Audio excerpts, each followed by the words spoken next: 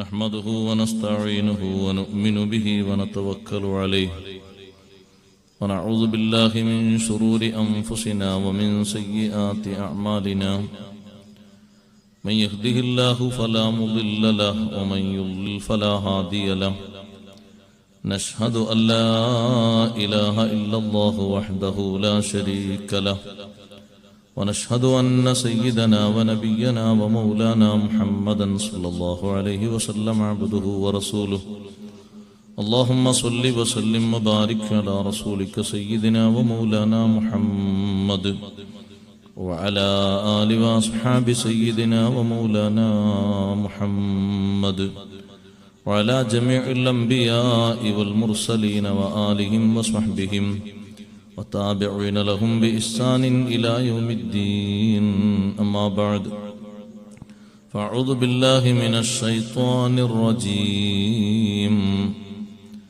بسم الله الرحمن الرحيم تلك الدار الآخرة نجعلها للذين لا يريدون علوا في الأرض ولا فسادا والعاقبة للمتقين صدق الله العلي العظيم صدق وصدق وبلغ رسوله النبي الكريم ونحن على ما قال ربنا من الشاهدين الشاكرين والحمد لله رب العالمين أصلي صلاة تملأ الأرض والسماء على من له أعلى العلا متبوأ أقيم مقاما لم يقم فيه مرسل وأمست له حجب الجلال توطأ إلى العرش والكرسي أحمد قد دنا فنورهما من نوره يتلألأ صلاة وتسليم وأزكى تحيتي على المصطفى المختار خير البرية സമാദരണീയരായ ഉസ്താദുമാരെ, പണ്ഡിതന്മാരെ, നേതാക്കളെ, കാരണവന്മാരെ, പ്രിയങ്കരരായ സഹോദരന്മാരെ, സഹോദരിമാരെ, സുഹൃത്തുക്കളെ,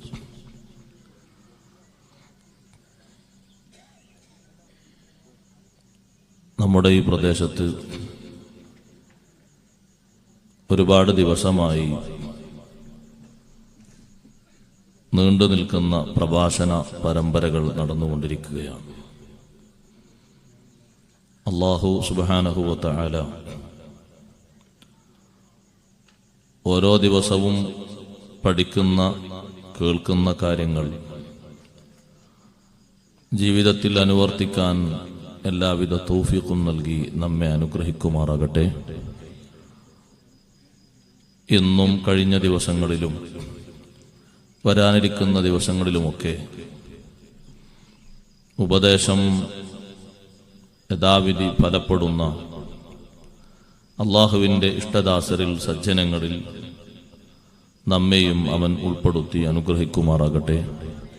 പരിശുദ്ധ ദീനിനു വേണ്ടി ആത്മാർത്ഥമായി സേവനം ചെയ്യാൻ നമുക്കും നമ്മുടെ മാതാപിതാക്കൾ, ഉസ്താദുമാർ, നാം സ്നേഹിക്കുന്നവർ, നമ്മെ സ്നേഹിക്കുന്നവർ, നാമുമായി ദുആ കൊണ്ട് കടപ്പെട്ടവർ എല്ലാവർക്കും അല്ലാഹു ആഫിയത്തുള്ള ദീർഘായുസ്സ് നൽകി അനുഗ്രഹിക്കുമാറാകട്ടെ.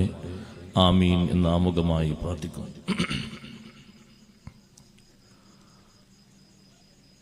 നമ്മളെല്ലാവരും അല്ലാഹുവിൻ്റെ അടിമകളാണ്. അല്ലാഹു ഏറ്റവും അധികം ഇഷ്ടം വെക്കുന്ന അടിമകളെ കൂട്ടത്തിൽ പെടാൻ ആഗ്രഹിക്കുന്നവരുമാണ്. അള്ളാഹുവിൻ്റെ ഇഷ്ടം, അവൻ്റെ റിള, തൃപ്തി പൂർണ്ണമായും ലഭിച്ചു എന്ന് ബോധ്യപ്പെടുന്നത് ഈ ദുനിയാവിൽ നിന്ന് ഈമാനോടെ വിടവാങ്ങുമ്പോഴാണ്. അന്ത്യനേരം നന്നായി കിട്ടുന്നതിന് വേണ്ടി, അവസാനം വിജയിക്കുന്നതിന് വേണ്ടി എല്ലാ സുഹൃതങ്ങളും നാം ചെയ്യുന്നു, പ്രാർത്ഥിക്കുന്നു, പ്രവർത്തിക്കുന്നു. അവസാനം നന്നായി കിട്ടിയിട്ടില്ലെങ്കിൽ നമ്മുടെ ജീവിതം നൂറ്റാണ്ടുകൾ ജീവിച്ചാലും എത്രയോ സൽക്കർമ്മങ്ങളെ കൊണ്ട് നിറഞ്ഞ ജീവിതമാണെങ്കിലും അന്ത്യം നന്നായി കിട്ടിയില്ലെങ്കിൽ നമ്മുടെ കാര്യം ദയനീയമാണ്. അവസാന നേരത്ത് ഈമാൻ സലാമത്താകുന്നവരെ കൂട്ടത്തിൽ അല്ലാഹു നമ്മെയും മേൽ പറയപ്പെട്ടവരെയും ഉൾപ്പെടുത്തുമാറാകട്ടെ. എപ്പോഴും നാം കരുതേണ്ട, ചിന്തിക്കേണ്ട വളരെ പ്രധാനപ്പെട്ട ഒന്ന് രണ്ട് കാര്യങ്ങൾ മാത്രം സൂചിപ്പിച്ച് ഞാൻ അവസാനിപ്പിക്കും. ആരെയും മടുപ്പിക്കുകയില്ല. എല്ലാവരും വളരെ ശ്രദ്ധയോടുകൂടെ കരുതേണ്ട വിഷയമാണ് അന്ത്യനേരത്തെ സലാമത്ത്. ഈമാൻ രക്ഷപ്പെട്ടു കിട്ടണം. അള്ളാഹുവിന്റെ വലിയൊരു വസിയ്യത്ത് എല്ലാ വെള്ളിയാഴ്ചകളിലും അല്ലാതെയും നമ്മൾ ആവർത്തിച്ച് കേൾക്കുന്നവരാണ്. വലാ തമൂത്തുന്ന ഇല്ലാ വഅൻതും മുസ്ലിമൂൻ. മുസ്ലിങ്ങളായിട്ടല്ലാതെ നിങ്ങൾ മരിക്കരുത്. നിങ്ങൾക്ക് നാം ഈമാൻ നൽകി അനുഗ്രഹിച്ചു, ആ അനുഗ്രഹത്തെ നിങ്ങൾ കളഞ്ഞു കുളിക്കരുത്. അന്ത്യസമയം വരെ അത് സൂക്ഷിക്കുകയും പരിരക്ഷിക്കുകയും അന്ത്യനേരത്തും തികഞ്ഞ ഈമാനോടുകൂടെ അള്ളാഹുവിനെ പ്രതീക്ഷിച്ചുകൊണ്ട് നല്ല യാത്രയാവുകയും വേണം. 120 കൊല്ലം ഒരാൾ ജീവിച്ചു, അന്ത്യനേരം മുഴുവനും അയാൾ ഈമാനിൽ നിന്ന് രാജിയായി പോയാൽ 120 കൊല്ലത്തെ സേവനവും നിഷ്ഫലമായി പോയി.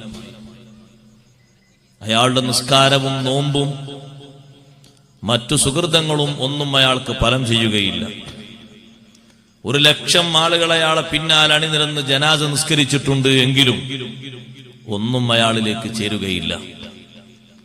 നമ്മൾ മരണപ്പെട്ടു പോയിട്ട് നമ്മുടെ സന്താനങ്ങൾ, നമ്മുടെ കുടുംബങ്ങൾ കോടിക്കണക്കിന് രൂപ നമ്മുടെ മേൽ ചെലവഴിക്കുകയാണ്, സ്വതക്ക ചെയ്യുകയാണ്. നമ്മൾ കിടക്കുന്നിടത്ത് അത് ഉപകരിക്കണമെങ്കിൽ, ശരിക്ക് ഫലം ചെയ്യണമെങ്കിൽ ഈമാനോടുകൂടെ പിരിഞ്ഞു പോകണം. ഈമാനോടുകൂടെ പിരിഞ്ഞു പോകുന്ന ആൾക്കൊരു നഷ്ടവും സംഭവിക്കാനില്ല. എല്ലാ ദിവസവും അയാൾക്ക് പ്രാർത്ഥന കിട്ടിക്കൊണ്ടിരിക്കുന്നുണ്ട്, എല്ലാ കോണുകളിൽ നിന്നും പ്രാർത്ഥന കിട്ടിക്കൊണ്ടിരിക്കുന്നുണ്ട്. ഒരു ദിവസവും ആ പ്രാർത്ഥനക്ക് തടസ്സമില്ല. പക്ഷേ പിരിയുന്ന നേരത്ത് ഈമാനോടുകൂടെ പിരിയണം. അപ്പോഴാണ് സുഹൃതങ്ങൾ മുഴുവനും ഉപകാരപ്പെടുക.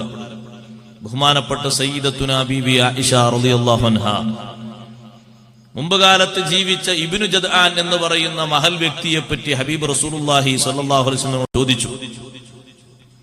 വലിയ ഉദാര മനസ്കനായിരുന്നു ഇബ്നു ജദ്ആൻ. സ്വഹീഹ് മുസ്ലിമിൽ ആ സംഭവം റിപ്പോർട്ട് ചെയ്തിട്ടുണ്ട്. ഇബ്നു ജദ്ആന്റെ വലിയ സൽക്കർമ്മം എന്താണ്? ഒരു ദിവസം തന്നെ 10,000 ആളുകൾക്ക് ഭക്ഷണം കൊടുക്കുന്ന ആളായിരുന്നു ഇബ്നു ജദ്ആൻ. ആ ഇബ്നു ജദ്ആൻ ഭക്ഷിപ്പിച്ചത് അയാൾക്ക് ഉപകാരപ്പെടുമോ എന്നാണ് മഹദിയുടെ ചോദ്യം. അദ്ദേഹത്തിന്റെ വീട്ടിലുള്ള ഭക്ഷണമുണ്ടാക്കുന്ന ചെമ്പ് ഇമാം നബി റളിയല്ലാഹു അൻഹു ശർഹ് മുസ്ലിമിൽ വിശദീകരിച്ചു. ഒരു കോണി വെച്ചിട്ട് ആ ചെമ്പിലേക്ക് കയറണം. അത്രയും വലിയ ചെമ്പിലാണ് ഭക്ഷണം ഉണ്ടാക്കുന്നത്. എന്നിട്ട് വരുന്ന ആളുകൾക്കൊക്കെ ഭക്ഷണം വിതരണം ചെയ്യും. ഒരു ദിവസമല്ല, വർഷത്തിൽ ഒരു ദിവസമല്ല, ദിനേനയുള്ള പരിപാടിയാണ്. ആ ഭക്ഷണം കൊടുത്ത് സുഹൃതം ചെയ്തത് അയാൾക്ക് ഫലപ്പെടുമോ? സയ്യിദുനാ റസൂലുള്ളാഹി സ്വല്ലല്ലാഹു അലൈഹി വസല്ലം തങ്ങളുടെ മറുപടി ലാ. എത്രയോ ആയിരങ്ങൾക്ക് ഭക്ഷണം കൊടുത്തിട്ടുണ്ട്, പക്ഷേ ഒരു ഉപകാരവും ആഖിറത്തിൽ കിട്ടൂല. لأنه لم يقل يوما رب اغفر لي خطيئتي يوم الدين. ഒരൊറ്റ ദിവസവും പോലും അയാൾ പറഞ്ഞിട്ടില്ല, പുനരുദ്ധാരണ ദിവസത്തിൽ അല്ലാഹുവേ, എന്റെ രക്ഷിതാവായ റബ്ബേ, എനിക്ക് നീ മാപ്പ് തരണം. പരലോകമുണ്ടെന്നൊരു വിശ്വാസം അയാൾക്കില്ലായിരുന്നു. സ്രഷ്ടാവുണ്ട് എന്ന് മാത്രം വിശ്വസിച്ചാൽ പോരാ. എനിക്ക് ഭക്ഷണം തരുന്ന ഒരാളുണ്ട് എന്ന് മാത്രം വിശ്വസിച്ചാൽ പോരാ. ലോകം പടച്ച ഒരാളുണ്ട് എന്ന് വിശ്വസിച്ചാൽ പോരാ. റബ്ബ് വിശ്വസിക്കാൻ പറഞ്ഞ മുഴുവൻ വിശ്വാസങ്ങളും മേളിക്കണം. അതില്ലാത്തത് കൊണ്ട് അയാൾക്കൊരു ഉപകാരവും കിട്ടുകയില്ല. ഹബീബ് സല്ലല്ലാഹു അലൈഹി വസല്ലമ തങ്ങൾ മുൻകാലത്ത് ഒരുപാട് സുഹൃതങ്ങൾ ചെയ്ത ഒരു വ്യക്തിയെ പറ്റി ഇത് പറയുമ്പോൾ ഞാനും നിങ്ങളും മനസ്സിലാക്കേണ്ടത്, നമ്മൾ മരണപ്പെട്ടു പോകുന്ന നേരത്ത് നമ്മുടെ ഈമാൻ രക്ഷപ്പെട്ടു കിട്ടണം. വല്ലാതെ അതിനു വേണ്ടി നമ്മൾ അധ്വാനിക്കണം, അള്ളാഹുവിനോട് പ്രാർത്ഥിക്കണം. ഏറ്റവും അധികം ഈമാൻ പരീക്ഷിക്കപ്പെടുന്ന നേരം അന്ത്യനേരമാണ്. നമ്മൾ മാത്രമല്ല, ഒരുപാട് സുഹൃതങ്ങൾ മാത്രം നിറഞ്ഞ മഹാന്മാർ അന്ത്യനേരത്ത് ഈമാൻ വലിയ പരീക്ഷണത്തോടുകൂടെ കണ്ട്, പക്ഷേ നിറഞ്ഞ ഈമാനുള്ളത് കൊണ്ട് അവര് രക്ഷപ്പെട്ടുപോയി. നമ്മുടെ ഈമാനൊക്കെ ദുർബലമായ ഈമാനാണ്. ആ ഈമാൻ എന്തെങ്കിലും പ്രലോഭനങ്ങൾക്ക് വഴിമാറുന്നതല്ലേ നമ്മളിപ്പൊ കാണുന്നത്. പ്രലോഭനമുണ്ടായാലും മാറാത്ത ഈമാന് വേണം. ഏത് വിഷയങ്ങൾ മാറിയാലും മാറാത്ത ഈമാന് വേണം. അത്തരത്തിലുള്ള ഈമാനുള്ള ആളുകൾക്ക് അന്ത്യനേരം വലിയ സലാമത്ത് കിട്ടും. ഓ പ്രിയപ്പെട്ട സഹോദരന്മാരെ, സഹോദരിമാരെ, ശൈത്താനാകുന്ന ശത്രു ഒരു മനുഷ്യനെ ഏറ്റവും അധികം വേട്ടയാടുന്നത്, ഒരു മുസ്ലിമിനെ ഏറ്റവും അധികം പരീക്ഷിക്കുന്നത് മരണത്തിന്റെ നേരത്താണ്. മരണത്തിന്റെ നേരത്ത് അവൻ വന്ന് സ്വാധീനിക്കും പോലെ നമ്മളിപ്പോ നിൽക്കുന്ന സമയത്ത് അവൻ സ്വാധീനിക്കുന്നില്ല. നമ്മളിങ്ങനെ നിസ്കരിക്കുന്നു, നോമ്പ് നോൽക്കുന്നു, അള്ളാഹുവിൽ വിശ്വസിക്കുന്നു, വിശ്വസിക്കേണ്ട മുഴുവൻ കാര്യങ്ങളെയും വിശ്വസിക്കുന്നു, ബഹുമാനിക്കേണ്ട തലങ്ങളെയൊക്കെ ബഹുമാനിക്കുന്നു. അങ്ങനെ പോയി അവസാന നേരം വരുമ്പോ അവനൊന്ന് നോക്കും, ഈ ടൈമിലെങ്കിലും ഒന്ന് അവനെ ശിക്ഷിക്കപ്പെടാൻ പറ്റുമോ, പരീക്ഷിച്ചുകൊണ്ട് അവന്റെ ഈമാൻ തെറ്റിക്കാൻ പറ്റുമോ. ബഹുമാനപ്പെട്ട ഇമാം ഖുർത്തുബി റളിയല്ലാഹു അൻഹു അവിടുന്ന് വിശദീകരിച്ചു, ഒരു മുസ്ലിമായ മനുഷ്യൻ മരിക്കാൻ കിടക്കുമ്പോ അവന്റെ വലത്തെ ഭാഗത്തുകൂടെയും ഇടത്തെ ഭാഗത്തുകൂടെയും ജീവിതത്തിൽ ഏറ്റവും സ്വാധീനമുള്ള വ്യക്തികൾ ആരാണോ, ഒരുപക്ഷെ ബാപ്പയാകാം, അല്ലെങ്കിൽ ഉമ്മയാകാം, ജ്യേഷ്ഠനാകാം, അനുജനാകാം, ഭാര്യയാകാം, ഭർത്താവാകാം, ഒപ്പം പഠിച്ച ആളാകാം, ഒപ്പം ജോലി ചെയ്ത ആളാകാം, അയൽക്കാരനാകാം. മനസ്സിൽ ഏറ്റവും സ്വാധീനിച്ച മഹ്ബൂബായ വ്യക്തി ആരാണോ, ഉസ്താദാകാം, ശിഷ്യനാകാം, അവരെ വേഷത്തിൽ പിശാച് വന്നിട്ട് ഈമാൻ തെറ്റിച്ചു കൊണ്ടുപോകും. അള്ളാഹു നമുക്ക് സലാമത്ത് നൽകട്ടെ.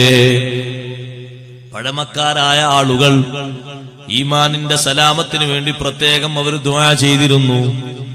ഉമ്മമാരെ ഏടുകളിലൊക്കെ ഒരു ദുആ കാണാം, സലാമത്തുൽ ഈമാൻ ദുആ. ഈമാൻ രക്ഷപ്പെടുന്നതിനുള്ള പ്രാർത്ഥന എന്ന തലക്കെട്ടിലൊരു പ്രാർത്ഥന കാണാം. അള്ളാഹുവിനെ വിളിച്ച് റബ്ബിനെ പ്രത്യേകം പ്രകീർത്തിച്ചുകൊണ്ട് ഈമാനിന്റെ സലാമത്തിന് ദ്വാർക്കുന്ന ദുആ വചനങ്ങളാണ്. ലാ ഇലാഹ ഇല്ലല്ലാഹുൽ മഅബൂദു ബികുല്ലി മകാൻ, ലാ ഇലാഹ ഇല്ലല്ലാഹുൽ മൗജൂദു ബികുല്ലി സമാൻ, ലാ ഇലാഹ ഇല്ലല്ലാഹുൽ മദ്കൂറു ബികുല്ലി ലിസാൻ, അൽ അമാൻ അൽ അമാൻ മിൻ സവാലിൽ ഈമാൻ, മിൻ ശർരി ശൈത്താൻ വമിൻ ദുൽമിസ് സുൽത്താൻ, യാ ഖദീമൽ ഇഹ്സാൻ. അല്ലാഹുവിനെ പ്രകീർത്തിച്ചുകൊണ്ട് പറയുന്നു, അൽ അമാൻ അൽ അമാൻ, അഭയം വേണം, രക്ഷ വേണം. ഈമാൻ നീങ്ങിപ്പോകുന്നതിൽ നിന്ന് രക്ഷ വേണം. എങ്ങനെയാണ് ഈമാൻ നീങ്ങിപ്പോകുന്നത്? മിൻ ദുൽമിസ് സുൽത്താൻ, ഭരണാധികാരിയുടെ അക്രമം കൊണ്ട് ഈമാൻ നീങ്ങിപ്പോകും. കടുത്ത അക്രമം ചെയ്തു ഭരണാധികാരി, ഈമാൻ നീങ്ങിപ്പോകും. അങ്ങനെ ഈമാൻ നീക്കുന്നതിന് വേണ്ടിയല്ലേ മുൻഗാമികളിൽപ്പെട്ട 7 ചെറുപ്പക്കാർ താടിയും മീശയും ചെറിയ രൂപത്തിൽ കിളിർത്ത് വരുന്നേ ഉള്ളൂ. അവരാ നാട്ടിലെ 7 പ്രബല കുടുംബങ്ങളിലെ മക്കളാണ്. ആ 7 പേരും നാട്ടുകാര്, കുടുംബക്കാര് വിശ്വസിക്കുന്ന വിശ്വാസ ആചാരങ്ങൾക്കെതിരായി അന്ധവിശ്വാസങ്ങൾക്കെതിരായി നിലയുറപ്പിച്ചു, അള്ളാഹുവിൽ ഉറച്ചു വിശ്വസിച്ചു. രാജാവ് അത് പിടികൂടി അവരെ ശിക്ഷിക്കാൻ ഒരുങ്ങുമ്പോൾ, തലവെട്ടാൻ ഒരുങ്ങുമ്പോൾ രാജാവിന് തോന്നി, ഇവര് ചെറുപ്പക്കാരല്ലേ, ഇവരെ കൊണ്ട് ഒരുപാട് ഉപകാരങ്ങൾ നമുക്ക് കിട്ടും, പെട്ടെന്ന് തലവെട്ടിക്കളയണ്ട. അല്പ ദിവസം അവർക്ക് ഒഴിവ് കൊടുത്തു. ആ ഒഴിവിൽ അവരെല്ലാവരും ഇരുന്ന് ചിന്തിച്ചു. വിശ്വസിച്ച വിശ്വാസത്തിൽ നിന്നൊരു നിലക്കും പുറകോട്ടു പോകാൻ പാടില്ല എന്ന് എല്ലാവരും ഒറ്റക്കെട്ടായി തീരുമാനിച്ചപ്പോൾ അല്ലാഹു അതിനെപ്പറ്റി പറഞ്ഞു, വറബത്നാ അലാ ഖുലൂബിഹിം ഇദ് ഖാമൂ ഫഖാലൂ റബ്ബുനാ റബ്ബുസ് സമാവാതി വൽ അർദ്. അവരുടെ മനസ്സുകളെ നാം തമ്മിൽ ബന്ധിപ്പിച്ചു, ഏകീകരിച്ചു. ഒറ്റക്കെട്ടായി അവര് പറഞ്ഞു, നമ്മുടെ റബ്ബ് ആകാശഭൂമികളുടെ റബ്ബായ അല്ലാഹുവാണ്. ലൻ നദ്ഉവ മിൻ ദൂനിഹി ഇലാഹാ. ആ റബ്ബല്ലാത്ത മറ്റൊരു ഇലാഹിനെയും നമ്മൾ ആരാധിക്കുകയില്ല എന്നുറപ്പിച്ചു പറഞ്ഞ് ആ ഈമാനിന്റെ സംരക്ഷണത്തിന് വേണ്ടി നാട് വിട്ടുപോയി. എത്രയോ ദിവസങ്ങൾ സഞ്ചരിച്ച് ബഞ്ചലൂസ് പർവ്വതത്തിന്റെ താഴ്വരയിൽ ഒരു ഗുഹയിൽ അവർ ഒളിക്കുമ്പോൾ ആ ഗുഹയിലേക്ക് കടക്കുമ്പോ അള്ളാഹുവിനോട് അവർ പ്രാർത്ഥിച്ചു, റബ്ബനാ ആതിനാ മിൻ ലദുൻക റഹ്മ വഹയ്യിഅ് ലനാ മിൻ അംരിനാ റശദാ. റബ്ബേ, ഞങ്ങൾക്ക് നിന്റെ ഭാഗത്തിന് നീ പ്രത്യേക അനുഗ്രഹം തരണം. വഹയ്യിഅ് ലനാ മിൻ അംരിനാ റശദാ.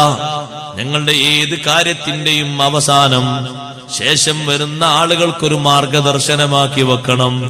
ഞങ്ങളുടെ ജീവിതവും ഞങ്ങളുടെ അന്ത്യവും ഞങ്ങളുടെ എഴുന്നേൽപ്പും ഞങ്ങളുടെ മടക്കവുമെല്ലാം പിൽക്കാലത്ത് വരുന്ന ആളുകൾക്കൊരു മാർഗദർശനമാക്കണം എന്നവര് പ്രാർത്ഥിച്ചു. ആ ഗുഹയുടെ ഉള്ളിൽ അവര് താമസിച്ചു.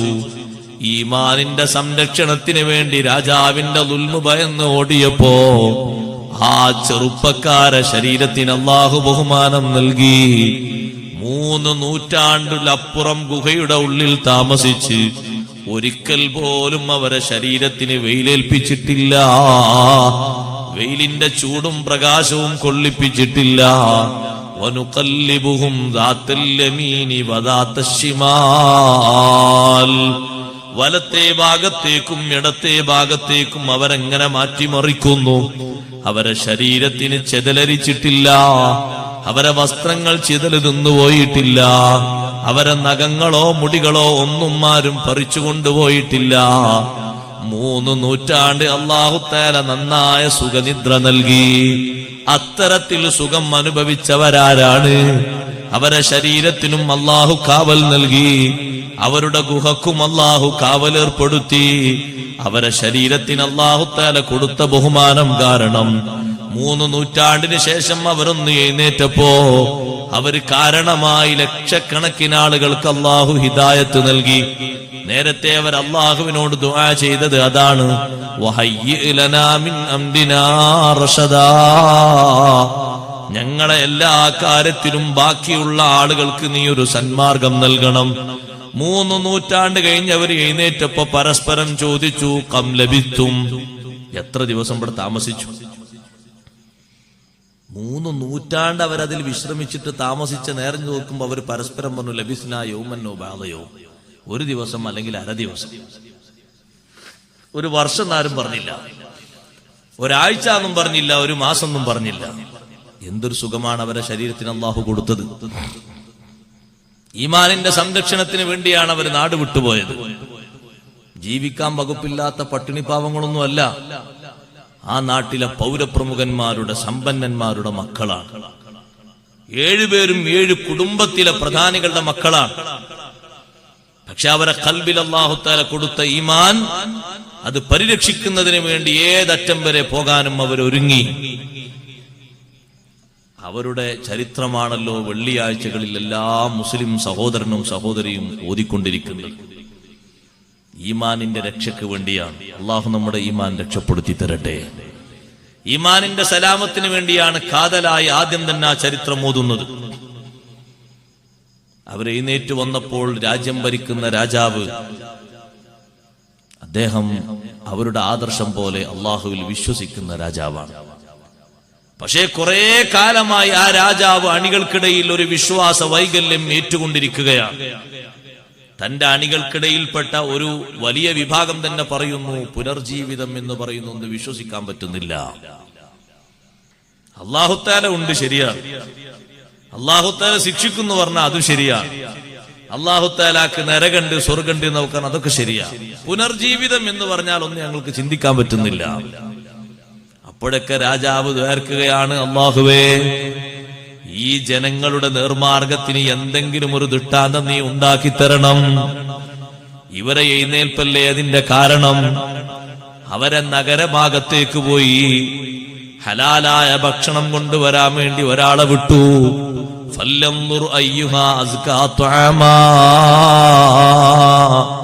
അറുക്കാൻ പറ്റാത്തവര് അറുക്കുന്നത് വാങ്ങരുത്, അറിവ് അറിയാത്തവർ അറുത്തതും വാങ്ങരുത്. നല്ല ഹലാലായ ഭക്ഷണം നോക്കി വാങ്ങിക്കൊണ്ടുവരണം. അവരുപയോഗിച്ചിരുന്ന നാണയം കൈമാറിയപ്പോൾ അപ്പോഴാണല്ലോ അവരിലേക്ക് സൂചന ലഭിച്ചത്. 3 നൂറ്റാണ്ട് മുമ്പ് ഭരിച്ചൊരു രാജാവിന്റെ കാലത്തുള്ള നാണയമാണ്. ഇതൊക്കെ മാറിയിട്ട് കാലം എത്രയോ ആയിട്ടുണ്ട്. ഇതോ പുരാവസ്തു കേന്ദ്രത്തിൽ നിന്ന് കൊണ്ടുവരികയാണോ? അന്വേഷണം ഊർജിതപ്പെടുത്തിയപ്പോ രാജാവിന്റെ വക്കലേക്ക് എത്തിയപ്പോ രാജാവും പരിവാരങ്ങളും വന്നു.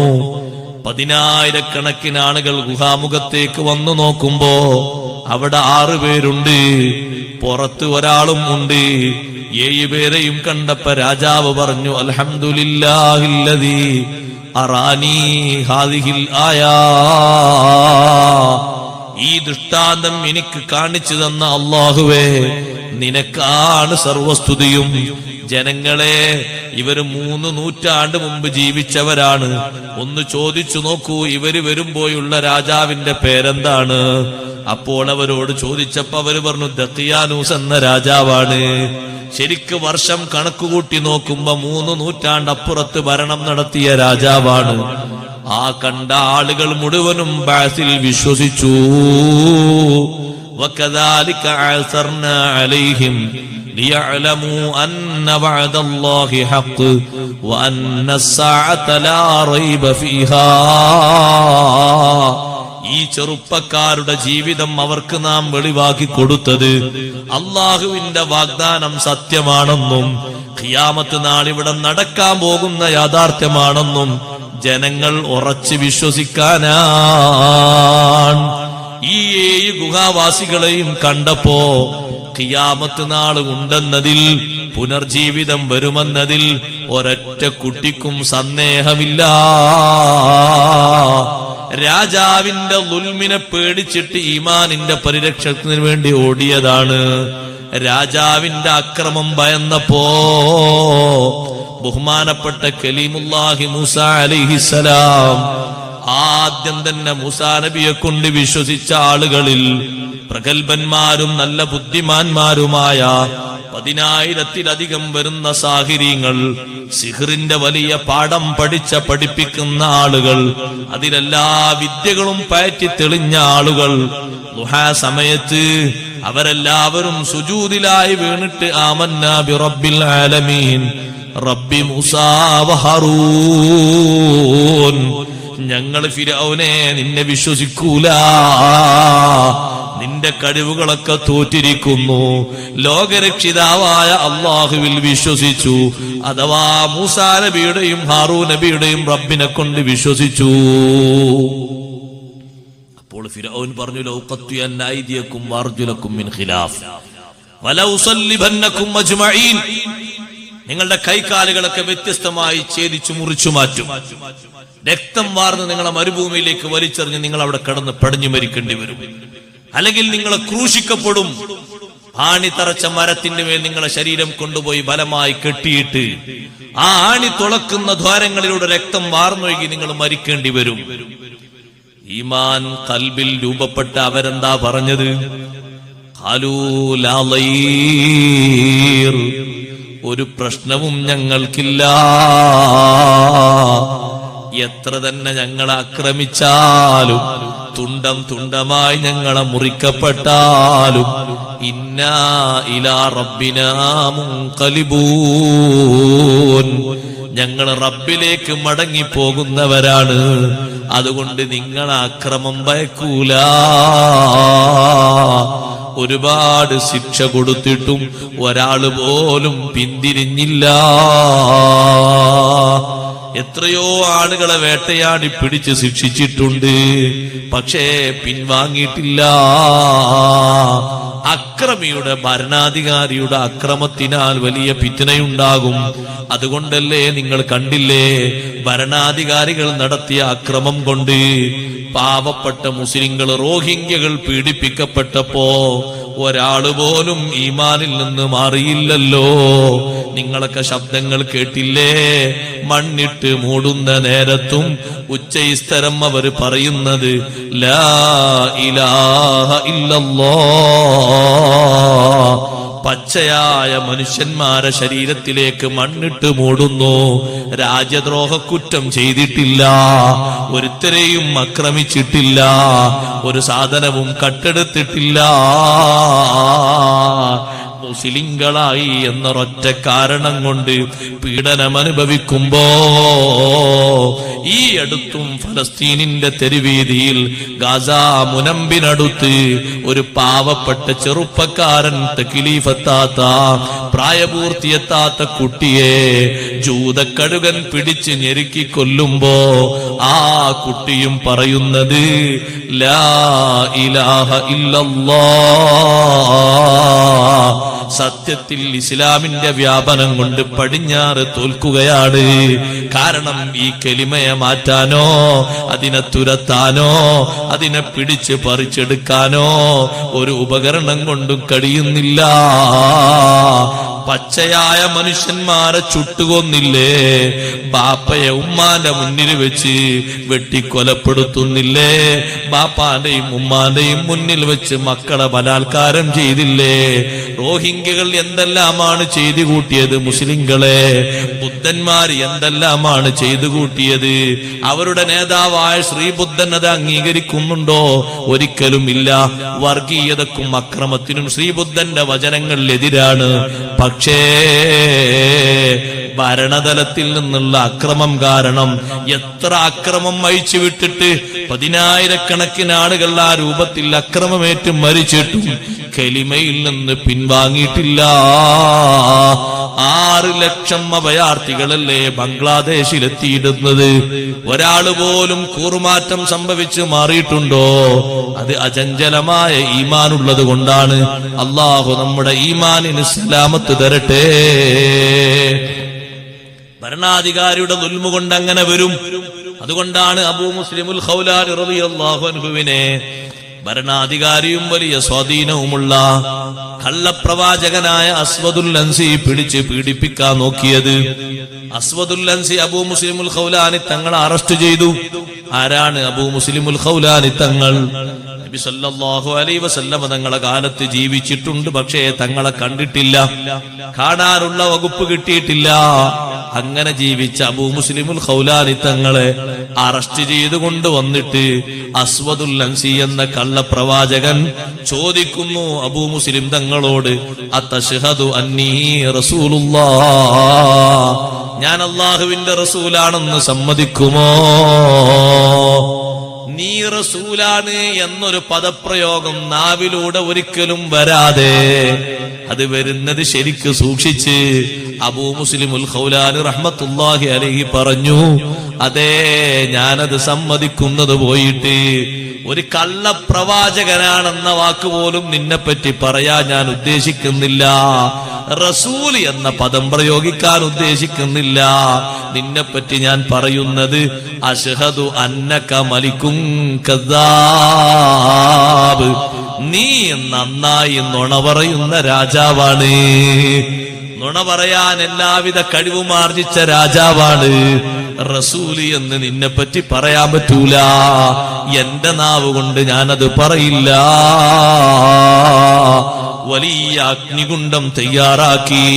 അബൂ മുസ്ലിമുൽ ഖൗലാനി റളിയല്ലാഹു അൻഹുവിനെ ശരീരം മുഴുവനും കയറുകളെ കൊണ്ട് വലിഞ്ഞു കെട്ടി ഒരു ഭാഗത്തുനിന്ന് മറ്റൊരു ഭാഗത്തേക്ക് കവണ വലിക്കും പോലെ നീട്ടി തീയിന്റെ ഉള്ളിലേക്ക് എറിഞ്ഞു. ശരീരം മുറുക്കി കെട്ടുമ്പോൾ മഹാനവർകൾ പുഞ്ചിരിക്കുകയാണ്. അസ്വദുൽ അൻസി ചോദിച്ചു, ഇയാൾക്ക് എന്താ ഭ്രാന്തുണ്ടോ? എന്താ ഇയാൾ ചിരിക്കുന്നത്? അബൂ മുസ്ലിമുൽ ഖൗലാനി തങ്ങൾ വിടവാങ്ങിയോ? ഇല്ല. പിൻവാങ്ങിയോ? വിശ്വാസത്തിൽ നിന്ന് മാറിയോ? മാറിയില്ല. കടുത്ത അക്രമമല്ലേ ഭരണാധികാരി ചെയ്യുന്നത്, അസ്വദുൽ അൻസി ചെയ്യുന്നത്? അവന് ഭരണസ്വാധീനമുണ്ട്, പിന്നാലെ കുറെ ആളുകളുണ്ട്, അവന്റെ പണസ്വാധീനവുമുണ്ട്. തീയിന്റെ ഉള്ളിലേക്ക് വലിച്ചെറിഞ്ഞു. തീ അല്പം കെടാൻ നേരത്ത് നോക്കുമ്പോ അബൂ മുസ്ലിമുൽ ഖൗലാനി റളിയല്ലാഹു അൻഹു തീയിന്റെ ഉള്ളിൽ വെച്ച് തക്ബീർ കെട്ടിപ്പോയി, നിസ്കരിക്കാൻ ഒരുങ്ങിപ്പോയി. ഇത് കണ്ടപ്പോഴാണ് രാജാ അസ്വദുൽ അൻസിയുടെ കള്ളപ്രവാചകന്റെ ആളുകൾ വന്നു പറഞ്ഞത്, നിങ്ങളെ പിന്നിൽ ഇപ്പൊ കുറച്ച് ആളുകളുണ്ടല്ലോ, ആ ആളുകൾ കൂടി ഈ രംഗം കണ്ടാൽ നിങ്ങളെ പിന്നിൽ ഒരു അനുയായും ഉണ്ടാവുകയില്ല. കാരണം അവിടെ തീപ്പൊള്ളലേറ്റിട്ടില്ല, കരിഞ്ഞു പോയിട്ടില്ല, രോമം കരിഞ്ഞിട്ടില്ല. അഗ്നികുണ്ഡത്തിന്റെ ഉള്ളിൽ വെച്ച് തീ ശമിച്ചപ്പോ നിസ്കരിക്കാൻ നോക്കുകയാണ്, മുഴുവനായും കെട്ടുപോയിട്ടില്ല. തീക്കനലുകൾ ഓരോ ഭാഗത്തുമുണ്ട്. ഇമാം നവവി റളിയല്ലാഹു അൻഹു രേഖപ്പെടുത്തുന്ന ചരിത്രത്തിൽ കാണാം, അസ്വദുൽ അൻസി കൂട്ടാളികളോട് പറഞ്ഞു, പെട്ടെന്ന് നിങ്ങൾ ഇങ്ങോട്ട് പിടിച്ചുകൊണ്ടുവരണം, അല്ലെങ്കിൽ ഉള്ള ആളുകളും പോയി പോകും. വേഗം കൊണ്ടുവന്നു. അബൂ മുസ്ലിമുൽ ഖൗലാനി റളിയല്ലാഹു അൻഹുവോട് ചോദിച്ചു, വീണ്ടും ഞാൻ അല്ലാഹുവിന്റെ റസൂലാണെന്ന് നീ വിശ്വസിക്കുന്നുണ്ടോ? മഹാനവർകൾ നേരത്തെ ഉള്ളതിനേക്കാളും ആത്മബലത്തിൽ പറഞ്ഞു, ഞാൻ ഒന്നുകൂടി 1000 വട്ടം ഉറപ്പിച്ചു പറയുന്നു, അഷ്ഹദു അന്നക മലികുൻ കദ്ദാബ്, നീ മഹാ നുണയനായ രാജാവാണ്, പെരുങ്കള്ളം പറയാൻ കഴിവുള്ള രാജാവാണ്, നീ എങ്ങനെ റസൂലാകാനാണ്? മഹാനവർകളെ വിട്ടേച്ചു. അസ്വദുൽ അൻസി പറഞ്ഞു, നിങ്ങൾ യമനിൽ നിന്ന് പുറത്തു പോകണം, ഇവിടെ കാണാൻ പാടില്ല. എന്നാലും വിശ്വാസം തോറ്റുകൊടുത്തിട്ടില്ല, വിശ്വാസ രംഗത്ത് വിജയിച്ചതാണ്. ഭരണാധികാരിയുടെ ദുൽമ് കാരണം അങ്ങനെ വരും, ശൈത്താന്റെ ഷർറ് കാരണവും അങ്ങനെ വരും. നിങ്ങൾ നോക്ക്, നമ്മളൊക്കെ അഭിമുഖീകരിക്കാൻ പോകുന്നൊരു രംഗമാണ്. എന്തിനാ നമ്മളൊക്കെ അഭിമുഖീകരിക്കുമെന്ന് തീർച്ചപ്പെടുത്തി പറയുന്നത്? അള്ളാഹു നമുക്ക് സലാമത്ത് നൽകുമാറാകട്ടെ. നമ്മളെക്കാൾ വലിയ മഹാന്മാര് അവരനുഭവിച്ചല്ലോ. പക്ഷേ അവരുടെ നിറഞ്ഞു തുളുമ്പുന്ന ഈമാന് കാരണം അവരെ വേട്ടയാടാൻ ശൈത്താനിന് വകുപ്പ് ലഭിച്ചില്ല. നിങ്ങൾ കേട്ടിട്ടില്ലേ, വലിയ മഹാനുഭാവനല്ലേ അഹ്മദ് ബിൻ ഹംബൽ റളിയല്ലാഹു അൻഹു. ആ അഹ്മദ് ബിൻ ഹംബൽ തങ്ങൾ പോകുന്നതിന്റെ പിന്നാലെ നമ്മൾ പോയാൽ, മഹാനവറുകൾ നടക്കുന്ന കാറ്റ് നമ്മളെ ശരീരത്തിലേക്ക് തട്ടിയാൽ ഉള്ളിലും പുറത്തുമുള്ള രോഗങ്ങളൊക്കെ മാറിപ്പോകും. 10 ലക്ഷം ഹദീസല്ലേ മഹാനവറുകൾ മനപ്പാടമാക്കിയത്. ചെറിയ കഴിവാണോ? ചെറിയ വകുപ്പാണോ? ഇസ്ലാമിന് വേണ്ടി വലിയ പീഡനങ്ങൾ സഹിച്ച മഹാനല്ലേ, അക്രമം നേരിട്ട മഹാനല്ലേ അഹ്മദ് ബിൻ ഹംബൽ റളിയല്ലാഹു അൻഹു. അവരെ മഹത്വം വിശദീകരിച്ചാൽ തീർക്കാൻ കഴിയില്ല. ഷാഫി ഇമാം റളിയല്ലാഹു അൻഹുവിന്റെ ശിഷ്യൻ അഹ്മദ് ബിൻ ഹംബൽ റളിയല്ലാഹു അൻഹു വലിയ പരീക്ഷണം നേരിട്ടു. മുത്തവക്കിൽ ബില്ലാഹി എന്ന രാജാവിൽ നിന്ന്. പേരൊക്കെ നല്ല പേരല്ലേ, മുത്തവക്കിൽ ബില്ലാഹ്. മുത്തവക്കിൽ ബില്ലാഹി എന്ന രാജാവിൽ നിന്ന് വലിയ പരീക്ഷണം. എന്താണ് പരീക്ഷണത്തിന്റെ കാരണം?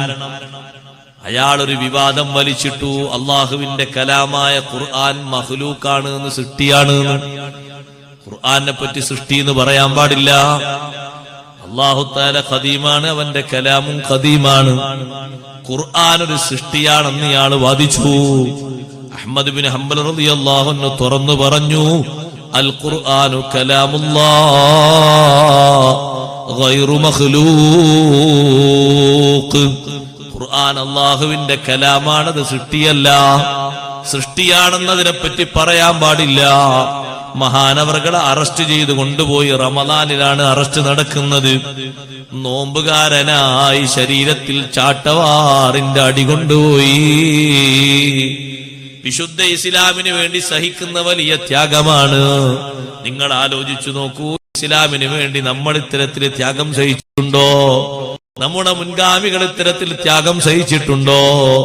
അള്ളാഹുവിന്റെ വിശുദ്ധമായ ഖുർആനെ പറ്റി സൃഷ്ടി എന്ന് പറയാൻ പാടില്ല, അത് അള്ളാഹുവിന്റെ കലാമാണ്, അതിന്റെ ബഹുമാനം ചോർത്താൻ പാടില്ല എന്ന വാദത്തിൽ ഉറച്ചു നിന്നപ്പോ കാരാഗ്രഹത്തിൽ അടച്ചു, ചാട്ടവാറ് കൊണ്ട് ശരീരത്തിൽ അടിക്കുകയാണ്.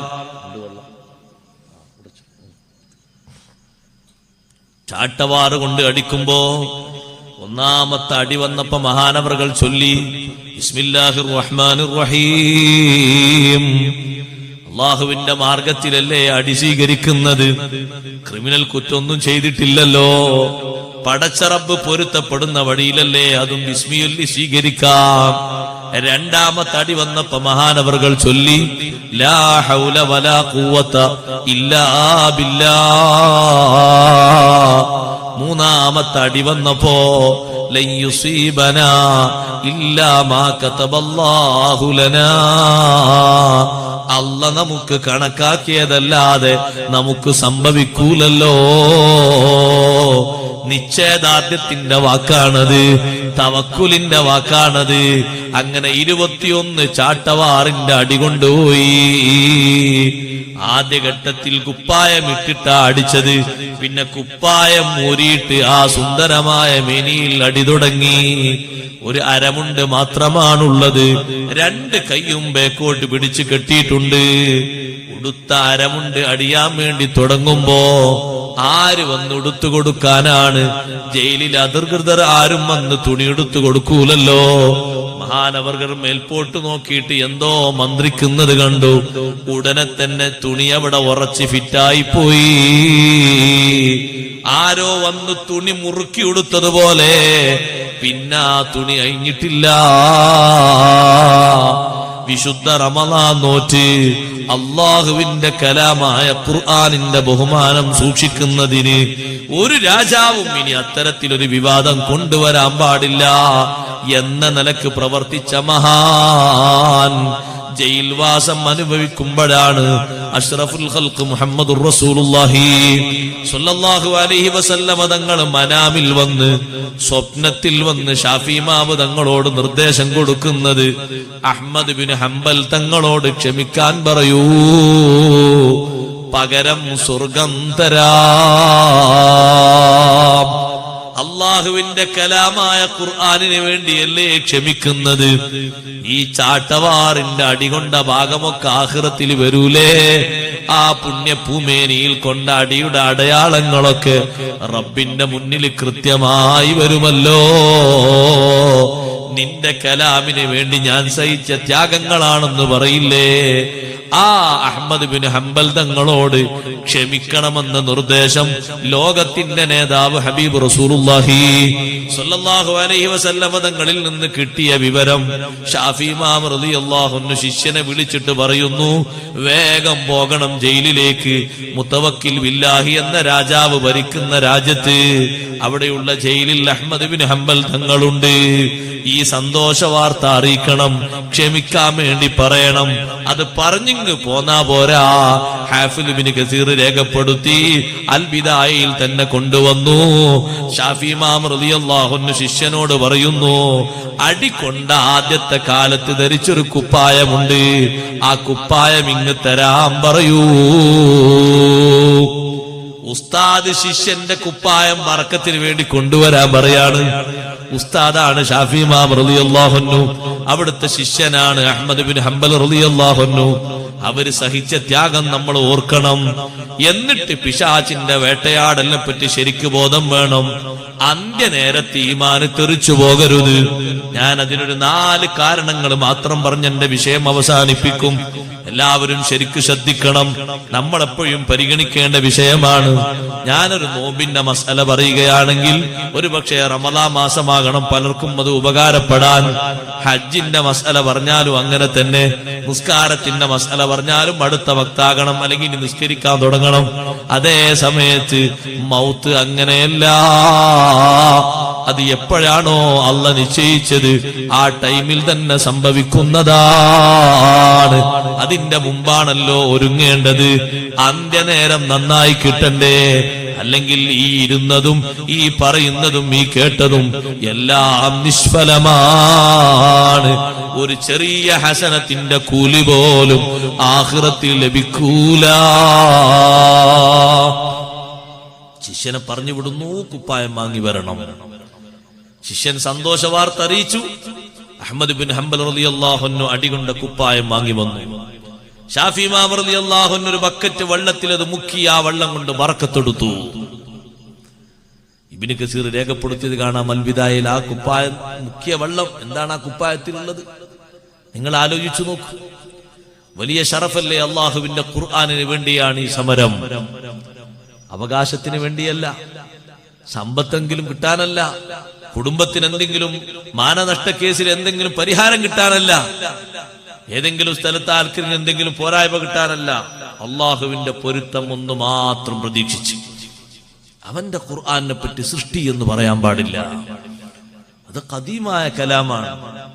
നമ്മളൊക്കെ പണ്ടേ പാടൽ അങ്ങനല്ലേ? കലാമുൻ ഖദീമുൻ ലാ യുമല്ലു സമാഉഹു തനസ്സഹ അൻ ഖൗലിൻ വഫിഇലിൻ വനിയതി ബിഹി അസ്തഫി മിൻ കുല്ലി ദാഇൻ വനുറുഹു ദവാഉൽ ലിഖൽബി ഇൻദ ജഹ്ലി വഹൈറതി ഫയാ റബ്ബി മത്ഇനി ബിസിർരി ഹുറൂഫിഹി വനവ്വിർ ബിഹി ഖൽബി വസംഇ വമുഖ്ലതി. ഈ 3 ബൈത്തും ഓർമ്മപ്പശകും ഓർമ്മക്കുറവുള്ള ആൾക്കാർ ചൊല്ലുന്നത് നല്ലതാണ്. ഈ ബൈത്ത് എഴുതിയ മഹാന്മാര് പറഞ്ഞു, വിശുദ്ധ ഖുർആനിനെ മുൻനിർത്തിയിട്ട് അള്ളാഹുവിനോട് ദുആ ചെയ്യുകയാണ്. ഈ 3 ബൈത്തും ചൊല്ലുന്ന ആളുകൾക്ക് ഓർമ്മശക്തി കൂടിക്കിട്ടും.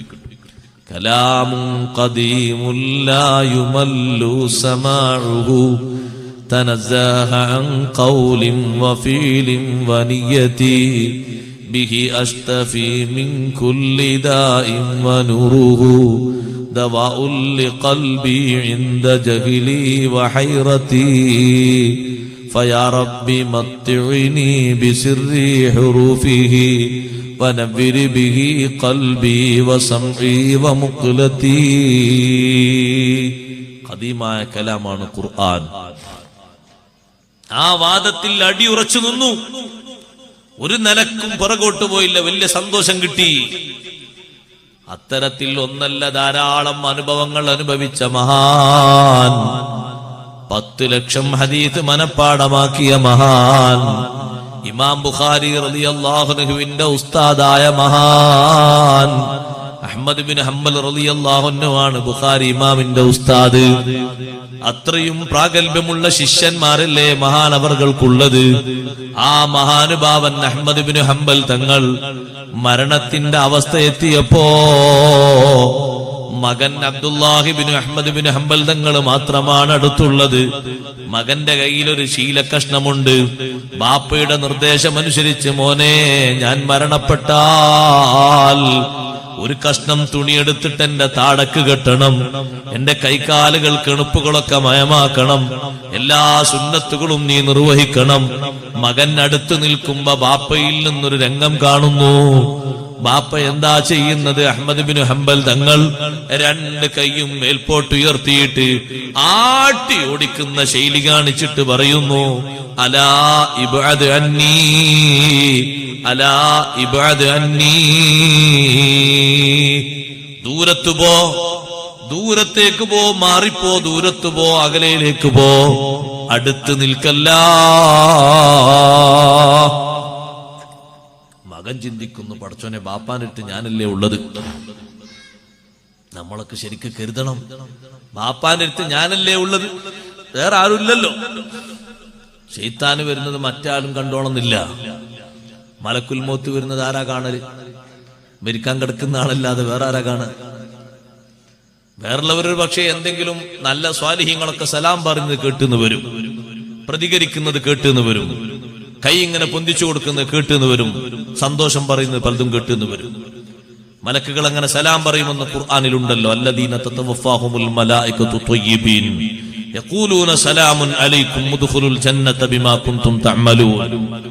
നല്ലവരായ ആളുകളുടെ അടുത്ത് ആത്മാക്കളെ പിടിക്കാൻ വരുന്ന മലക്കുകൾ പറയും സലാമുൻ അലൈക്കും, സലാം പറയും, നിങ്ങളൊന്നുകൊണ്ട് പേടിക്കേണ്ടതില്ല എന്ന് പറയും, സന്തോഷങ്ങളൊക്കെ പറഞ്ഞു കൊടുക്കും. അതേ സമയത്ത് മകൻ ചിന്തിക്കുന്നു, ബാപ്പാന്റെ അടുത്ത് ഞാനല്ലേ ഉള്ളത്, ആരെയാണ് ബാപ്പ ആട്ടിപ്പറത്തിക്കുന്നത്, ദൂരത്ത് പോകാൻ പറയുന്നത് ആരോടാണ്? എന്നോടല്ല, കാരണം എന്നോട് അടുത്ത് നിൽക്കാനല്ലേ പറഞ്ഞത്, ശീലക്കഷ്ണം കയ്യിൽ പിടിച്ച് നിൽക്കാനല്ലേ പറഞ്ഞത്. നമ്മൾ ശരിക്ക് ആലോചിക്കണം. ഈമാനിനെ കട്ടുകൊണ്ടുപോയാൽ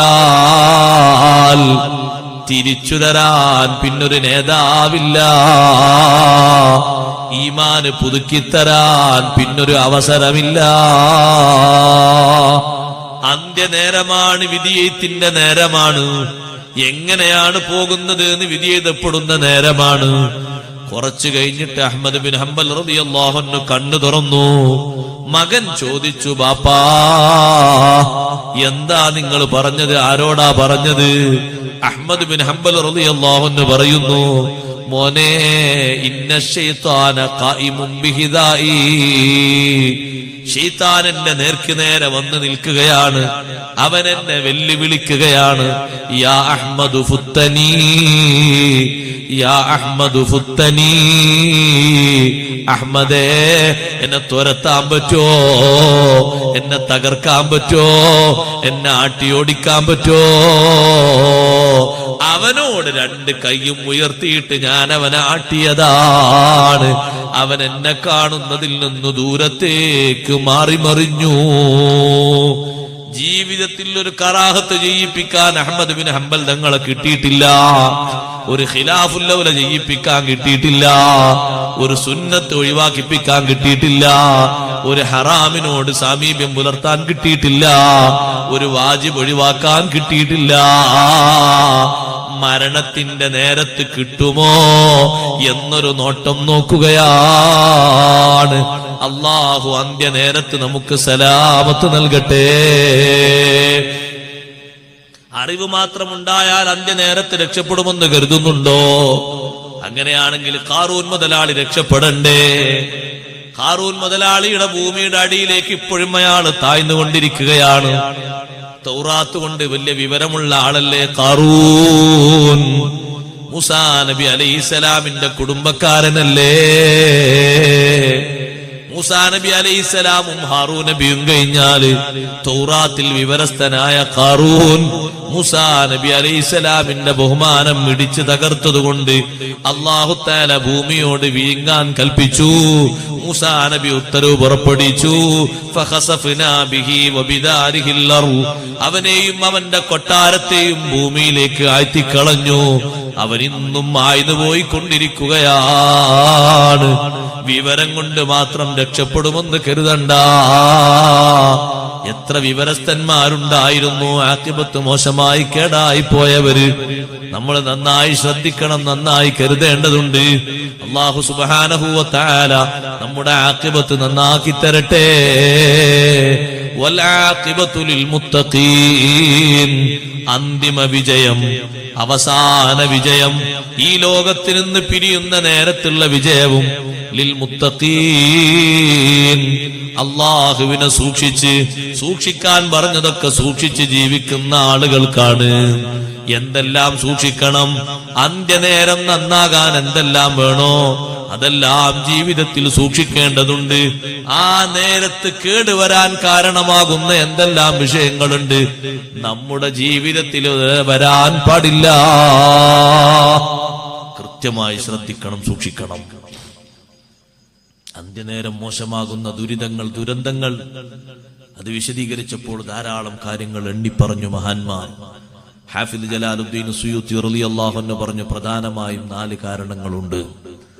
ആ 4 ഒന്ന് അല്പം വിശദീകരിക്കാനാണ് ഞാൻ ഉദ്ദേശിക്കുന്നത്. അന്ത്യനേരത്ത് ഈമാൻ കിട്ടുമെന്നൊരു നിലക്ക് ഉറപ്പിക്കേണ്ട 4 ഏതെങ്കിലും ഒന്നുണ്ടെങ്കിൽ തന്നെ പോയി. ഒന്നാമതായി മഹാനവർകൾ പറഞ്ഞു, എല്ലാവരും ശരിക്ക് ശ്രദ്ധിക്കണം, സൂക്ഷിക്കണം. അത്തഹാവുനു ബിസ്സലാ, നിസ്കാരത്തെ ലാഘവത്തോടെ കാണുന്ന സ്വഭാവം അവസാനം ഈമാൻ കേടുവരാനുള്ള കാരണമാണ്. ഓ മുസ്ലിം സഹോദരന്മാരെ, സഹോദരിമാരെ,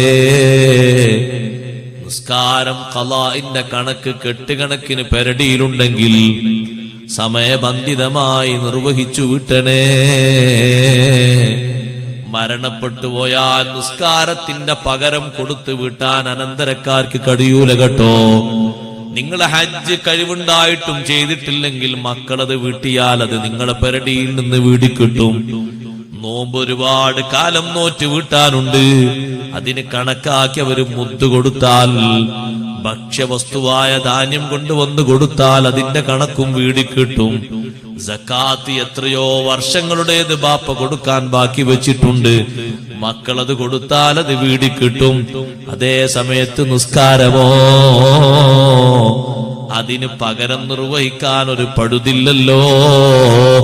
ഒരാളെ ദുആ കൊണ്ട് മാത്രം അല്ലാഹ് വിട്ടുതരൂലല്ലോ. അതുകൊണ്ട് നിസ്കാരത്തെ ലാഘവത്തോടെ കാണുന്ന ഏർപ്പാട് ജോലിക്ക് വേണ്ടി നിസ്കാരം ഒഴിവാക്കാവതല്ല, പഠനത്തിന് വേണ്ടി നിസ്കാരം ഒഴിവാക്കാവതല്ല, രോഗത്തിന് വേണ്ടി നിസ്കാരം ഒഴിവാക്കാവതല്ല. സാധാരണ സങ്കൽപ്പിക്കുന്ന ഒരു കാരണങ്ങൾക്ക് വേണ്ടിയും നിസ്കാരം ഒഴിവാക്കാവതല്ല. യുദ്ധത്തിന് പോകുന്ന സ്വഹാബിമാരോട് മുഹമ്മദുർ റസൂലുള്ളാഹി സ്വല്ലല്ലാഹു അലൈഹി വസല്ലമ തങ്ങൾ നോമ്പ് നോൽക്കാൻ ക്ഷീണമാണെന്ന് പറഞ്ഞപ്പോ മുറിച്ചേക്കൂ എന്ന് പറഞ്ഞില്ലേ? അതേ സമയത്ത് യുദ്ധമുഖത്തും നിസ്കരിക്കണമെന്ന് അല്ലാഹു ആയത്തിറക്കിയില്ലേ? ജമാഅത്തായി നിസ്കരിക്കുന്ന 4 ശൈലിയല്ലേ യുദ്ധമുഖത്ത് മഹാന്മാര് പഠിപ്പിച്ചത്? ശത്രുക്കൾ അപ്പുറത്ത് വാളുമായി നോട്ടമിട്ട് നിൽക്കുന്ന സമയത്തും നിസ്കാരം ഒഴിവില്ല. ഇത്ര പ്രധാനപ്പെട്ട കർമ്മമേതാണുള്ളത്? ആ നിസ്കാരത്തെ ലാഘവത്തോടെ കാണുന്ന സ്വഭാവം മാറ്റിക്കോ. ഒരു നിസ്കാരവും മുക്കല്ലഫായതിനു ശേഷം ഖളാക്കി പോകണ്ട. ഇത്ര കാലമായിട്ടും സുബഹിക്കൊരു ലെവല് കിട്ടുന്നില്ലേ? നല്ല തണുപ്പ് അല്ലാഹു തന്നപ്പോ നമ്മൾ വിചാരിക്കുന്നത് നന്നായി ഉറങ്ങാനാണ് എന്നാണോ? പരിശോധിക്കാനാണ് അല്ലാഹു തണുപ്പ് തരുന്നത്, പരിശോധനക്കാണ് അല്ലാഹു ചൂട് തരുന്നത്, പരിശോധനക്കാണ് അല്ലാഹു മഴയും തരുന്നത്. ലിയബ്ലുവകും അയ്യുകും അഹ്സനു അമലാ. നിങ്ങളെ കൂട്ടത്തിൽ നല്ല ബുദ്ധിമാന്മാരായി പ്രവർത്തിക്കുന്നവരാരാണ്?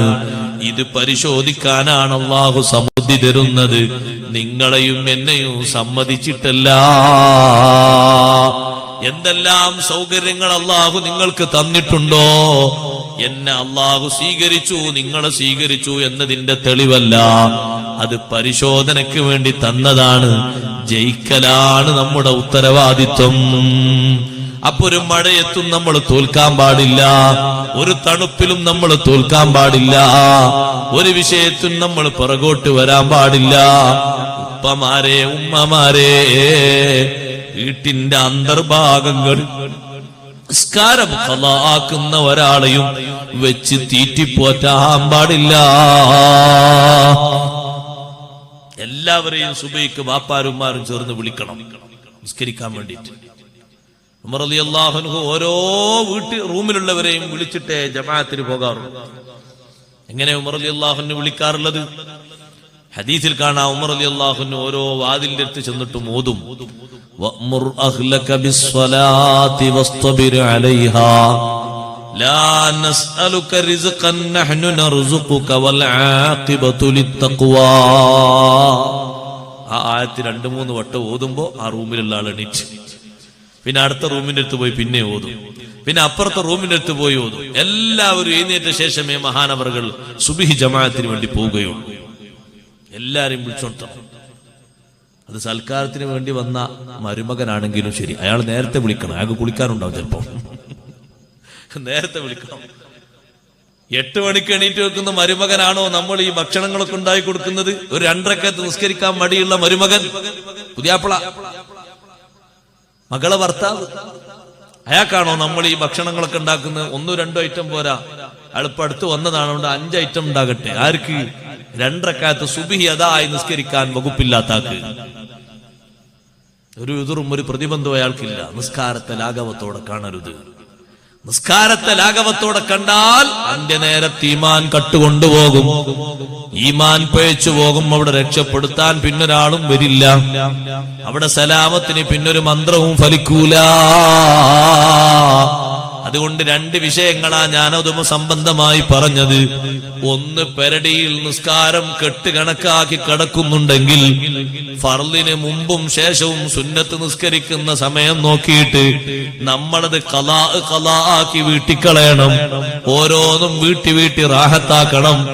മറ്റൊന്ന്, നേരം കളയാതെ നേരത്ത് തന്നെ നിസ്കരിക്കാൻ വേണ്ടി ശ്രമിക്കണം. ഒരിക്കൽ പോലും ഒരു വിഷയത്തിനും അതൊരു ഉദറായി പരിഗണിക്കപ്പെടുന്നതല്ല. ഒരാൾ ഉറങ്ങിപ്പോയി, അനിയന്ത്രിതമായ ഉറക്കം, എന്നും സുബഹിക്ക് നിൽക്കുന്ന ആളാണ്. പക്ഷേ അന്നെന്താണെന്നറിയില്ല, ക്ഷീണം കൂടുതലായി അല്ലെങ്കിൽ സന്തോഷം കൂടുതലായി, അയാളങ്ങ് നന്നായി ഉറങ്ങി. വിളിച്ചാൽ അയാൾ അറിയാറുണ്ട്, അന്നറിഞ്ഞില്ല. ഒരു ദിവസം അങ്ങനെ സംഭവിച്ചു എന്ന് കൂട്ടിക്കോ, അയാൾ ആ നിസ്കാരം ഖലാ വീട്ടിയാൽ മതി, അല്ലാഹു ശിക്ഷിക്കൂല. കാരണം അതൊരു ഉദറാണ്. എന്നും 7 മണിക്ക് എഴുന്നേൽക്കുന്ന ആളെ പറ്റിയല്ല, അതൊരു ഉദറല്ലാതെ അയാളെ ശീലമാണ്. അയാൾ മാറ്റേണ്ടതാണ്, അത് അയാൾ ശീലമാണ്.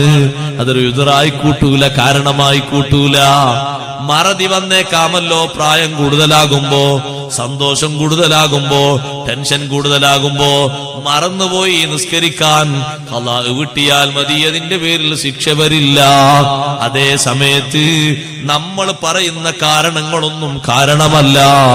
യാത്ര കാരണമല്ല, ജോലി കാരണമല്ല, രോഗം കാരണമല്ല, ജനനം കാരണമല്ല, മരണം കാരണമല്ല.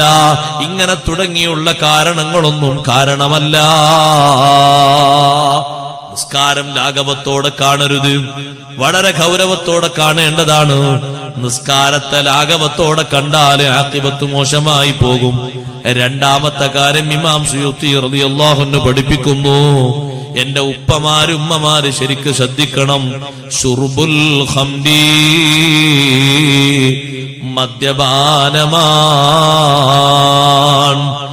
മദ്യപാനം നടത്തുന്ന ആളെ ആഖിബത്ത് മോശമായി പോകും. അതേ രോഗത്തിന്റെ കാരണം പറഞ്ഞിട്ട് മദ്യം കുടിച്ചവര് വരെ അവസാന സമയത്ത് ഈമാൻ കിട്ടാതെ പോയി. രക്ഷിതാക്കൾ ജാഗരൂകരാകണം. വെറുതെ ചിതലരിക്കുന്ന പണം കൊടുത്തു വിടാൻ പാടില്ല. ബാധ്യതയില്ലാത്ത മക്കളെ കയ്യില് ആ പണം നമ്മൾ അവർക്ക് വേണ്ടി, അവരെ നന്മക്ക് വേണ്ടി സ്വരൂപിക്കണം. ജോലിക്ക് അവർ പോയിക്കോട്ടെ, തടസ്സമൊന്നുമില്ല. അവർക്ക് വേണ്ടി സ്വരൂപിച്ചിട്ട് അവർക്കൊരു ഉംറക്ക് പോകാൻ, ഹജ്ജിന് പോകാൻ, അല്ലെങ്കിൽ അവർക്ക് വേണ്ടി അവർക്ക് തന്നെ സ്വന്തം ആവശ്യങ്ങൾക്കൊരു വാഹനം എടുക്കാൻ വേണ്ടി, നല്ല നല്ല ലക്ഷ്യങ്ങൾക്ക് വേണ്ടി കിട്ടുന്ന ജോലിയുടെ കാശ് സ്വരൂപിക്കണം. വെറുതെ കളയണ്ട. വെറുതെ കയ്യിൽ വന്നു, കുടുംബത്തിൽ ആവശ്യമില്ല, എന്നാൽ അത് പല വഴിക്കും പോകും. മയക്കുമരുന്ന് അധികരിച്ച കാലമാണ്, മദ്യം അധികരിച്ചിട്ടുണ്ട്. രണ്ടും നമ്മൾ സൂക്ഷിക്കേണ്ടതാണ്, ശ്രദ്ധിക്കേണ്ടതാണ്. നിങ്ങൾ ആലോചിച്ചു നോക്കൂ, വലിയൊരു പണ്ഡിതൻ ഫുളൈൽ ഇബ്നു ഇയാദ് റളിയല്ലാഹു അൻഹുവിന്റെ ശിഷ്യൻ ഇബ്നു ഹജർ റഹ്മത്തുള്ളാഹി അലൈഹി പറയുന്നു, ഫുളൈൽ ഇബ്നു ഇയാദ് റളിയല്ലാഹു അൻഹുവിന്റെ ശിഷ്യൻ ചില്ലറക്കാരനല്ല. മുത്തഅല്ലിമുകൾക്കൊക്കെ സംശയങ്ങൾ തീർത്ത് കിതാബ് ഓതി കൊടുക്കാൻ വലിയ കഴിവുള്ള ആളാണ്. എന്തു സംശയം വന്നാലും ആ സംശയം നികത്തി കൊടുക്കും. അത്തരത്തിൽ അവഗാഹമുള്ള വലിയ പണ്ഡിതനാണ്. ഈ ശിഷ്യൻ എന്ന് പറയുന്നത് ഫുളൈൽ ഇബ്നു ഇയാദ് റളിയല്ലാഹുവിന്റെ ശിഷ്യൻ. ഫുളൈൽ ഇബ്നു ഇയാദ് റളിയല്ലാഹുവിന്റെ ശിഷ്യനാകാൻ ഭാഗ്യം കിട്ടുക എന്ന് പറഞ്ഞാൽ തന്നെ വലിയ ഭാഗ്യമല്ലേ? ഔലിയാക്കളിൽ എണ്ണപ്പെടുന്ന മഹാനാണ് ഫുളൈൽ ഇബ്നു ഇയാദ് റളിയല്ലാഹു അൻഹു. വളരെ പ്രഗൽഭനാണ്, ചെറിയ ആളല്ല. അവരെ ശിഷ്യൻ നല്ല ഒരു പണ്ഡിതൻ മരണത്തോട് മല്ലിട്ട് കിടക്കുന്ന നേരത്ത് ഉസ്താദ് വന്നിട്ടാണ് കലിമ ചൊല്ലി കൊടുക്കുന്നത്, മോനെ ഖുൽ ലാ ഇലാഹ ഇല്ലല്ലാഹ്, ലാ ഇലാഹ ഇല്ലല്ലാഹ് ചൊല്ലൂ, ലാ ഇലാഹ ഇല്ലല്ലാഹ് ചൊല്ലൂ. ചൊല്ലിക്കൊടുക്കുമ്പോ ശിഷ്യൻ പറയുന്നു, ലാ അഖൂലുഹാ, ഞാനത് ചൊല്ലൂല. നിങ്ങൾ എന്ത് ചൊല്ലാൻ പറഞ്ഞാലും പ്രശ്നമില്ല, ഞാനത് ചൊല്ലൂല. വഅന ബരീഉം മിൻഹാ, ഞാൻ ആ കലിമയിൽ നിന്ന്, കലിമത്തു തൗഹീദിൽ നിന്ന് ഞാൻ മുക്തനാണ്, ഒഴിവാൻ. രാജിവെച്ചു എന്നാണ് അയാൾ പറയുന്നത്. ഫുളൈൽ ഇബ്നു ഇയാദ് റളിയല്ലാഹു അൻഹു ദുഃഖത്തോടെ നീങ്ങി. ശിഷ്യൻ കലിമ ചൊല്ലാത്തതിൽ മനസ്സിൽ വല്ലാത്ത വേദനയുണ്ട്. അല്പ ദിവസങ്ങൾക്ക് ശേഷം ശിഷ്യനെ കണ്ടപ്പോ നരകത്തിലേക്ക് വലിച്ചേക്കപ്പെടുന്ന രംഗമാ കണ്ടത്.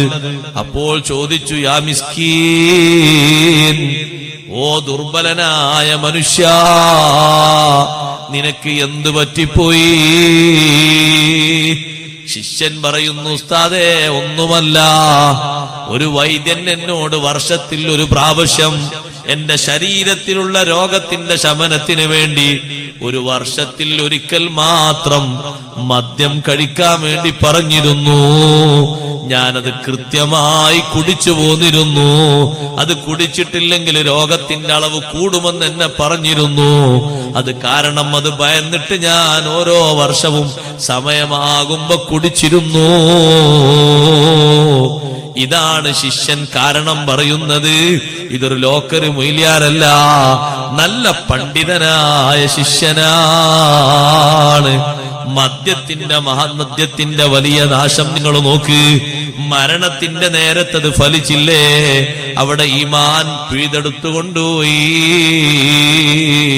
അത് തന്നെയാണ് അല്ലാഹുവും പറയുന്നത്, വയസുദ്ദകും അൻ ദിക്രില്ലാഹി വഅനിസ്സലാ. മയക്കുമരുന്നും മദ്യവും ചൂതാട്ടവുമൊക്കെ അള്ളാഹുവിന്റെ സ്മരണയിൽ നിന്ന് നിങ്ങളെ പിന്തിരിപ്പിക്കും. പടച്ച റബ്ബിനെ ഓർമ്മ വരൂല. നിസ്കാരത്തിൽ നിന്ന് നിങ്ങളെ ശ്രദ്ധ മാറ്റിക്കളയും. നമ്മൾ ഓരോരുത്തരും ശരിക്ക് ശ്രദ്ധിക്കേണ്ട കാര്യമാണ്. നീക്കുപോക്കുകളാണ് നന്നായി നടത്തേണ്ടത്, കൂട്ടുകെട്ടുകളാണ് നന്നായി സൂക്ഷിക്കേണ്ടത്, ഒഴിവ് സമയങ്ങളും ഒഴിവ് യാത്രകളുമാണ് ശ്രദ്ധിക്കേണ്ടത്. പല മേഖലകളിലും ആളുകൾ ദുരഭിമാനം അനുഭവിക്കുന്ന ഒരു അനുഭവമാണ്. മദ്യപാനത്തിന്റെ പേരിലാണ് മുഖ്യമായി.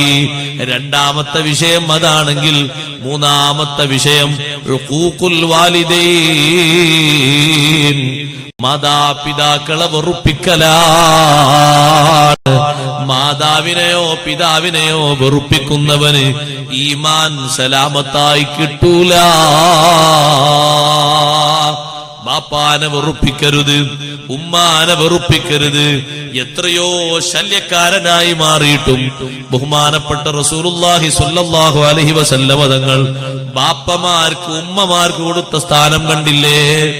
എത്രയോ അധികം തങ്ങളെപ്പറ്റി വിമർശിച്ച് മക്കൾക്ക് ബാപ്പാനെ കണ്ടുകൂടാതെയായി. അബ്ദുല്ലാഹിബ്നു ഉബയ്യ് ഇബ്നു സലൂൽ എന്ന മുനാഫിക്കിനെ കേട്ടിട്ടില്ലേ? തക്കം കിട്ടുമ്പോഴൊക്കെ നബി തങ്ങൾ എങ്ങനെ വിമർശിക്കാൻ തുടങ്ങും.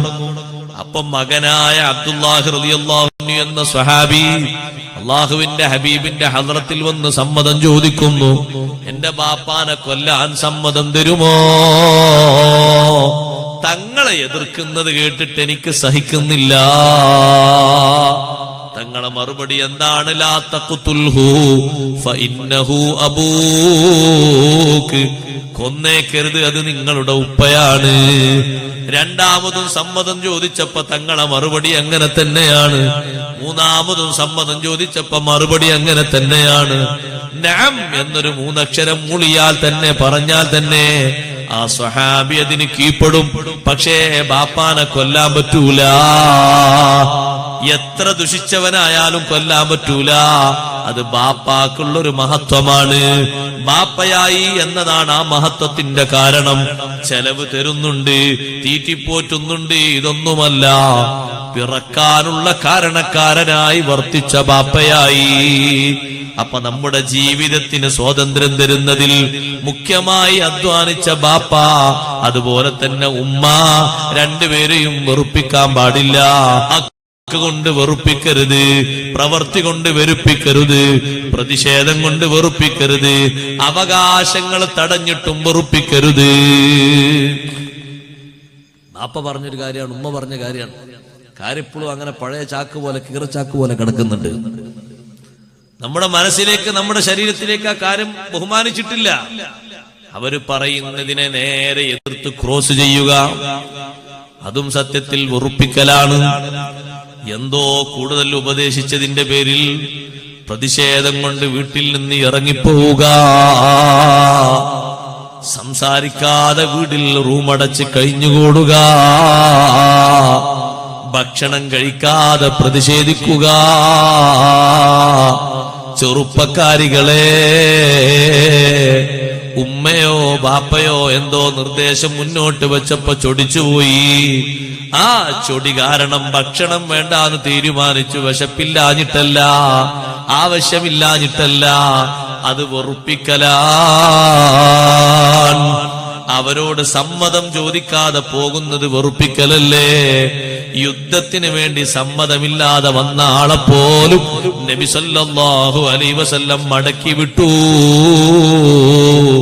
ഇമാം ബുഖാരി തങ്ങൾ കൊണ്ടുവന്നില്ലേ അവിടുത്തെ അദബുൽ മുഫ്രദിൽ ഒന്നാമതായി പഠിപ്പിച്ച അദബ് മാതാപിതാക്കളോടുള്ള അദബാണ്. യമനിൽ നിന്നൊരാള് മദീനയിലേക്ക് വന്നു. എന്തേ വന്നത് എന്ന് ചോദിച്ചു ആ സ്വഹാബിയോട്. തങ്ങളോടൊപ്പം യുദ്ധത്തിന് പോകാൻ വേണ്ടി വന്നതാണ് നബിയേ. നിങ്ങൾ വരുമ്പോ നിങ്ങളെ ബാപ്പാന്റെയും ഉമ്മാന്റെയും ഹാലെന്താണ്? ഞാൻ അവരോട് സമ്മതം ചോദിച്ചെനിക്ക് സമ്മതം തന്നില്ല. ഞാൻ വീട് വിട്ടിറങ്ങുമ്പോ അവർ കരഞ്ഞുപോയി. തങ്ങളെ മറുപടി ഫർജി ഇലൈഹിമാ, മാതാപിതാക്കളിലേക്ക് മടങ്ങിപ്പോകണം, എന്നിട്ട് അവരെ സന്തോഷം പറഞ്ഞ് ചിരിപ്പിക്കണേ. കരയിപ്പിച്ച സ്ഥാനത്ത് നിങ്ങൾ സന്തോഷം പറഞ്ഞ് ചിരിപ്പിക്കണം. ഒരു നിലക്കും അവരെ കരയിപ്പിക്കാൻ വകുപ്പില്ല. എന്തെങ്കിലും ഒരു വാക്കിന്റെ പേരിൽ, പ്രവൃത്തിയുടെ പേരിൽ എന്റെ മകൻ എന്നോടത് ചെയ്തു പോയല്ലോ എന്ന് ബാപ്പയോ ഉമ്മയോ സങ്കട കണ്ണീറുറ്റിക്കേണ്ടി വന്നെങ്കിൽ നമ്മൾ ആലോചിക്കേണ്ടത് ആഖിബത്താണ്. ഇമാം സുയൂത്തി റളിയല്ലാഹു അൻഹു ആണ് രേഖപ്പെടുത്തിയത്, മാതാപിതാക്കളെ വെറുപ്പിക്കുന്ന ആൾക്ക് അന്ത്യം ദുരിതമാണ്. അവരെ പൊരുത്തത്തിലല്ലേ അല്ലാഹുവിന്റെ പൊരുത്തം. റിളല്ലാഹി ഫീ റിളൽ വാലിദൈൻ വസുഖ്തുല്ലാഹി ഫീ സുഖ്തിൽ വാലിദൈൻ. അല്ലാഹുവിന്റെ തൃപ്തി മാതാപിതാക്കളെ തൃപ്തിയിലാണ്, അല്ലാഹുവിന്റെ കോപം മാതാപിതാക്കളെ കോപത്തിലാണ്. ബാപ്പ വിവരം കുറഞ്ഞ ആളായതുകൊണ്ട്, ഉമ്മ വിവരം കുറഞ്ഞ ആളായതുകൊണ്ട് പറച്ചിൽ കുറച്ച് ഊക്കുകൂടിപ്പോയാലും ക്ഷമിച്ച് നിൽക്കണം.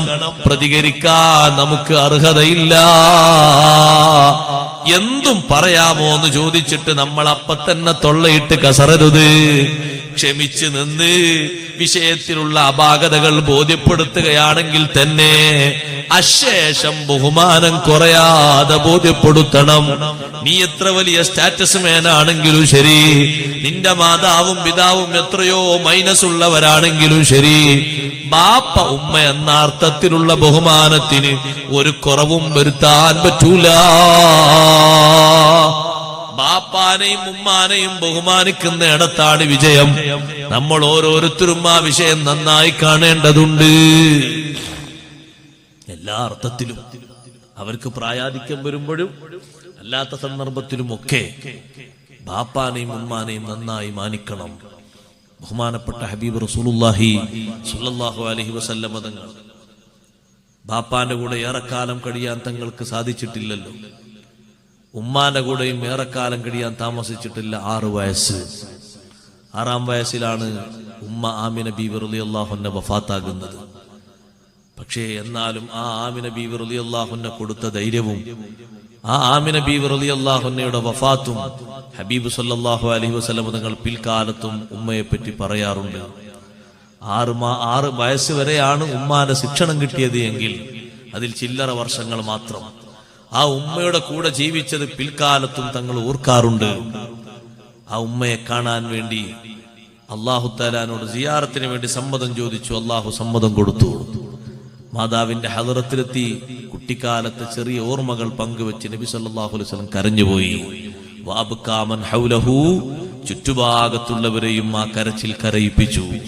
കാരണം ഉമ്മയോടുള്ള ആ ചെറുപ്പകാലത്ത്, കുറഞ്ഞ കാലത്താണെങ്കിലും ആ കൂടിയ സ്നേഹമാണ് ആ പങ്കുവെച്ചത്. ആ മാതാപിതാക്കൾക്ക് വേണ്ടി ദുആർക്കാൻ അല്ലാഹു സ്പെഷ്യലായ ഒരു ദുആ പഠിപ്പിച്ചില്ലേ? നിങ്ങൾ ആലോചിച്ച് നോക്ക്.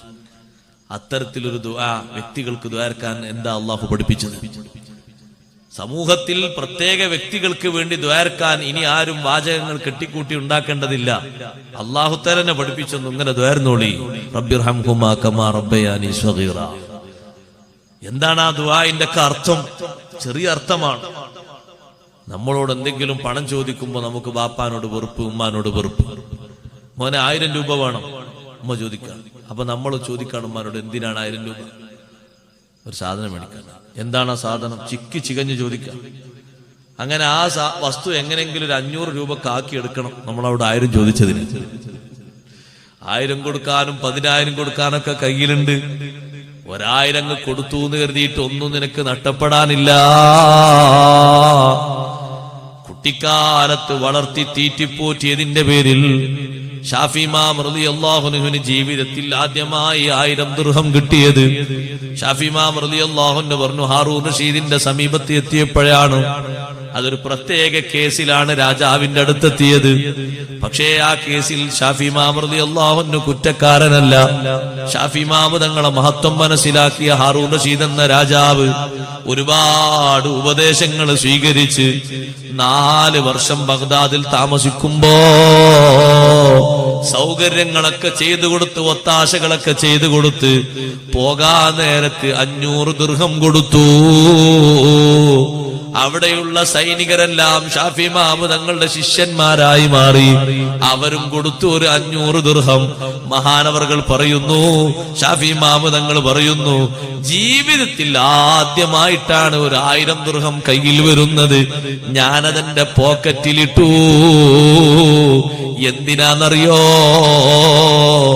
ബാപ്പാനെ കാണാൻ എനിക്ക് കഴിഞ്ഞിട്ടില്ലല്ലോ.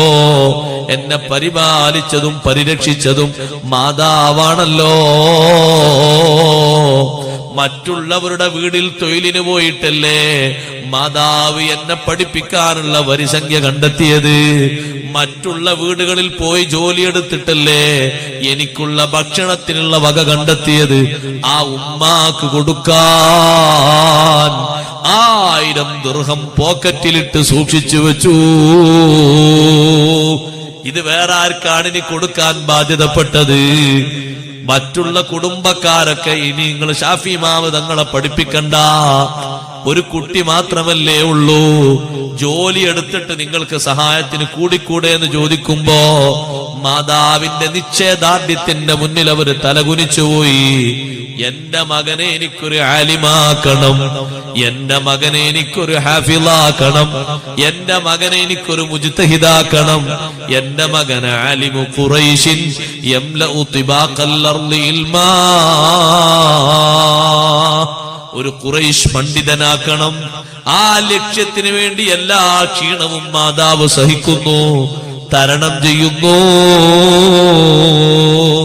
ബഗ്ദാദിൽ നിന്ന് പോകുമ്പോ ഉമ്മാക്ക് 1000 രൂപ കൊടുക്കാൻ കീശയിലുള്ള സന്തോഷമുണ്ട്.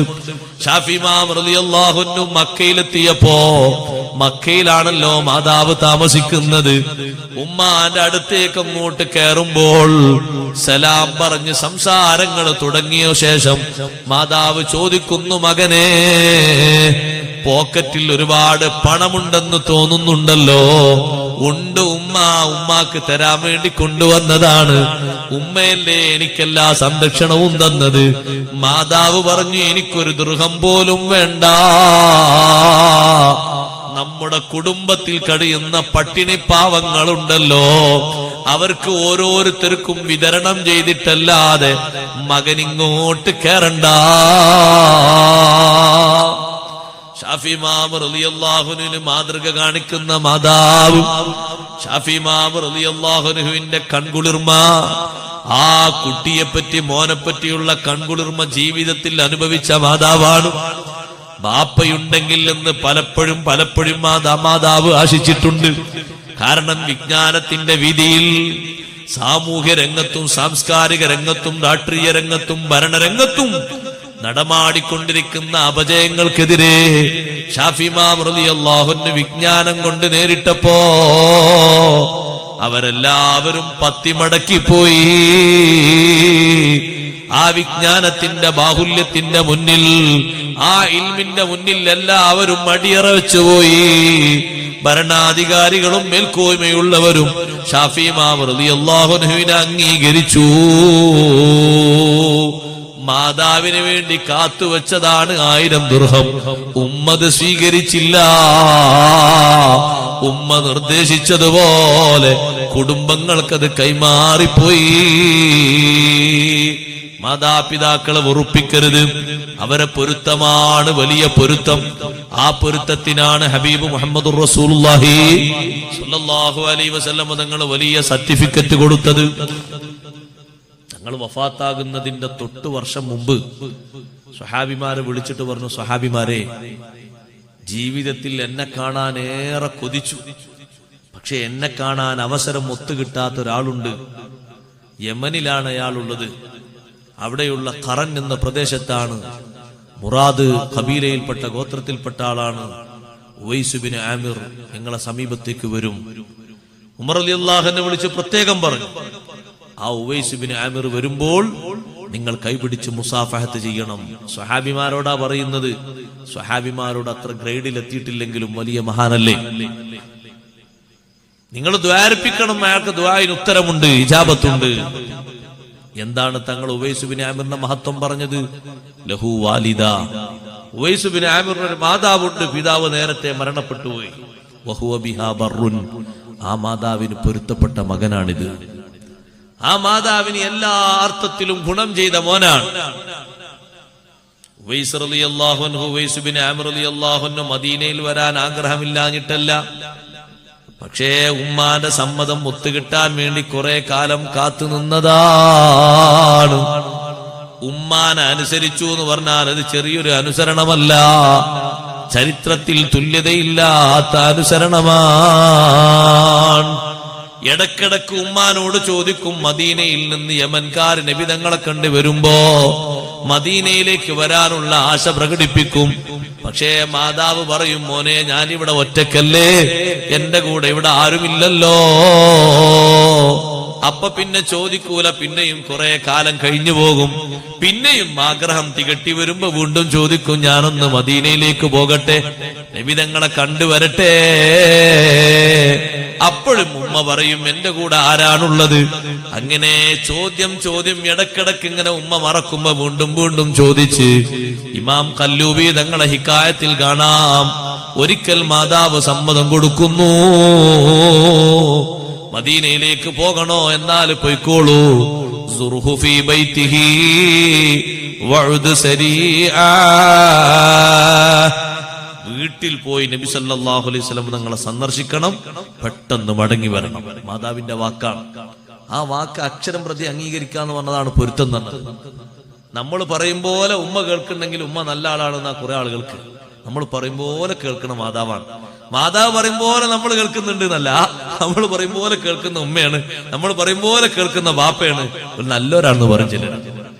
അവരിങ്ങോട്ട് പറഞ്ഞാലോ അവരെ പറയാൻ അയക്കൂല, അല്ലെങ്കിൽ പറഞ്ഞാൽ സ്വീകാര്യമല്ല. അങ്ങനല്ല, അവര് പറയുന്നത് അക്ഷരം പ്രതി സ്വീകരിക്കാം. ഖൈറായ കാര്യങ്ങൾ, ഷർറ് പിന്നാല് പറഞ്ഞാലും കേൾക്കാൻ പാടില്ല. ഉവൈസ് ബിൻ ആമിർ റളിയല്ലാഹു അൻഹുവിനോട് പറഞ്ഞു, വീട്ടിൽ പോയി സന്ദർശിച്ചോളൂ. മദീനയിലേക്ക് വരുന്ന സന്തോഷം എത്ര വലിയ സന്തോഷമാണ്. നബി സല്ലല്ലാഹു അലൈഹി വസല്ലം തങ്ങളെ കാണാനാണ് വരുന്നത്. തങ്ങളെ ഹദ്റത്തിൽ മുഅ്മിനായി ഒരു ലഹള ഒരുമിച്ച് കൂടുക, ഈമാനോടെ പിരിയാനും കഴിയുക. ലോകത്ത് അമ്പിയാക്കൾ കഴിഞ്ഞാൽ ഏറ്റവും വലിയ സ്ഥാനത്തിനല്ലേ സ്വഹാബിമാർ അർഹരാകുന്നത്? ആ മഹത്വം കിട്ടാനാണ് പോകുന്നത്. മദീനയിൽ വീട്ടിൽ പോയി സന്ദർശിക്കാനാണ് ഉമ്മ അനുവാദം തന്നിരിക്കുന്നത്. അന്വേഷിച്ചപ്പോൾ ആയിഷ ബീവി റളിയല്ലാഹു അൻഹയുടെ വീട്ടിലാണെന്ന് ബോധ്യം കിട്ടി. ആ വീട്ടിൽ ചെന്നു. നബി സല്ലല്ലാഹു അലൈഹി വസല്ലം തങ്ങളെ ചോദിച്ചപ്പോ വീട്ടിൽ നിന്ന് മറുപടി കിട്ടി, തങ്ങൾ പള്ളിയിലാണ്. വീട്ടിൽ നിന്ന് പള്ളിയിലേക്ക് നടക്കാൻ ഇത്ര ദൂരമുണ്ടോ? ഇല്ല. പക്ഷേ ഉമ്മാന്റെ സമ്മതമില്ലല്ലോ. ഉമ്മ സമ്മതിച്ചത് വീട്ടിൽ പോയി കണ്ടുവരാനല്ലേ. കുറെ നേരം ഇവിടെ കാത്തിരിക്കാൻ പറ്റുമോ? ഇല്ലല്ലോ, പെട്ടെന്ന് മടങ്ങി വരണമെന്ന് പറഞ്ഞിട്ടില്ലേ? അതുകൊണ്ട് കാണാതെ യമനിലേക്ക് മടങ്ങി. ഇതും കൂടി വെച്ചിട്ടാ നബി സല്ലല്ലാഹു അലൈഹി വസല്ലം പറയുന്നത്, ലഹു വാലിദത്തുൻ വഹുവ ബിഹാ ബർറുൻ, ഒരു മാതാവുണ്ട്, ആ മാതാവിന് പൊരുത്തപ്പെട്ട മോനാണ്. മാതാപിതാക്കളെ വെറുപ്പിക്കരുത്, വാക്കുകൊണ്ട് വെറുപ്പിക്കരുത്. അങ്ങനെ വല്ല വെറുപ്പും വീണുപോയെങ്കിൽ പൊരുത്തപ്പെടിക്കണം കേട്ടോ. സന്തോഷമുള്ള മറുപടി കിട്ടുന്നത് വരെ, നമ്മൾ വീത്തിയ കറുപ്പ് മായുന്നത് വരെ പൊരുത്തപ്പെടിക്കണം, സന്തോഷമാക്കണം. ഇമാം നബി റളിയല്ലാഹു അൻഹു പറഞ്ഞതനുസരിച്ച് പൊരുത്തം കിട്ടാതെ ബാപ്പയോ ഉമ്മയോ മരണപ്പെട്ടു പോയാൽ അവരെ പാപങ്ങൾ പൊറുപ്പിക്കാൻ വേണ്ടി നീ കരം കലങ്ങിയ കണ്ണുമായി ആർദ്രമായ കൽബുമായി അള്ളാഹുവിലേക്ക് തിരിഞ്ഞവരെ പാപത്തിന് വേണ്ടി മഗ്ഫിറത്ത് ചോദിക്കണം. നിന്റെ തേട്ടം കാരണം അള്ളാഹ് അവർക്ക് മാപ്പ് നൽകിയാൽ നിന്റെ കുറ്റകൃത്യവും പൊറുക്കപ്പെടുന്നതാണ്. എങ്ങനായാലും വേണ്ടിയില്ല, പൊരുത്തപ്പെടിക്കണം. ഒരു വാക്ക് അധികം വന്നു പോയാൽ തന്നെ കേടാണ്. ഒരു വാക്കൊരു പ്രവൃത്തി അധികം വന്നു പോയാൽ തന്നെ കേടാണ്. ഗുരുത്തക്കേട് എന്ന് പറഞ്ഞാൽ അടിച്ച് നിലത്ത് വീത്തിയിട്ട് ചോര വീത്തൊന്നും വേണ്ട. ഇമാമിങ്ങൾ പറഞ്ഞു അതിന് ചെറുത് മതി, ഒരു ചെറിയ പ്രതികരണം മതി. ആ പ്രതികരണത്തോടുകൂടെ അവർക്ക് വെറുത്താൽ തന്നെ കാര്യം പോക്കാണ്. അപ്പൊ അവരെ കേടായ ഒരു വാക്ക്, ഒരു ശാപപ്രാർത്ഥനക്ക് കാരണമാകുന്ന നമ്മുടെ ഒരു പ്രവർത്തനം നമ്മൾ ശരിക്കും ശ്രദ്ധിക്കണം, സൂക്ഷിക്കണം. അതുകൊണ്ടാണ് ഖുർആൻ പറയുന്നിടത്ത് നിയന്ത്രിക്കാനാണ് കാര്യമായി പറഞ്ഞത്. വലാ തഖുല്ലഹുമാ ഉഫിൻ വലാ തൻഹർഹുമാ വഖുല്ലഹുമാ ഖൗലൻ കരീമ. അധിക പേർക്കും മാതാപിതാക്കളെ വെറുപ്പിക്കൽ വരൽ വാക്കിലാണ്.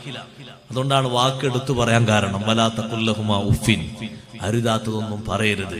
പറച്ചില്ലാണ് അധികം വെറുപ്പിക്കൽ വരിക. വഖുല്ലഹുമാ ഖൗലൻ കരീമ, മാന്യമായ വർത്തമാനം പറയണം. അവരെ വെറുപ്പിച്ചാൽ അതും ആഖിബത്ത് കേടുവരുന്നതാണ്. നാലാമത്തൊരു സബബ് ഇമാം സുയൂത്തി റളിയല്ലാഹു അൻഹു പറയുന്നത്, ഈദാഉൽ മുസ്ലിമീൻ, മുസ്ലിങ്ങളെ ശല്യം ചെയ്യലാണ്. ഒരു മുസ്ലിമിനെയും വാക്കുകൊണ്ട് ശല്യം ചെയ്യരുത്, പ്രവർത്തനം കൊണ്ട് ശല്യം ചെയ്യരുത്, സമ്പത്ത് കൊണ്ട് ശല്യം ചെയ്യരുത്. ഒരു മുസ്ലിമിനും മാനഹാനി വരുത്താൻ പാടില്ല. മറ്റു മുസ്ലിങ്ങൾക്ക് ഉപദ്രവമാകുന്നത് നമ്മൾ ചെയ്യാൻ പറ്റുമോ? ഇല്ല.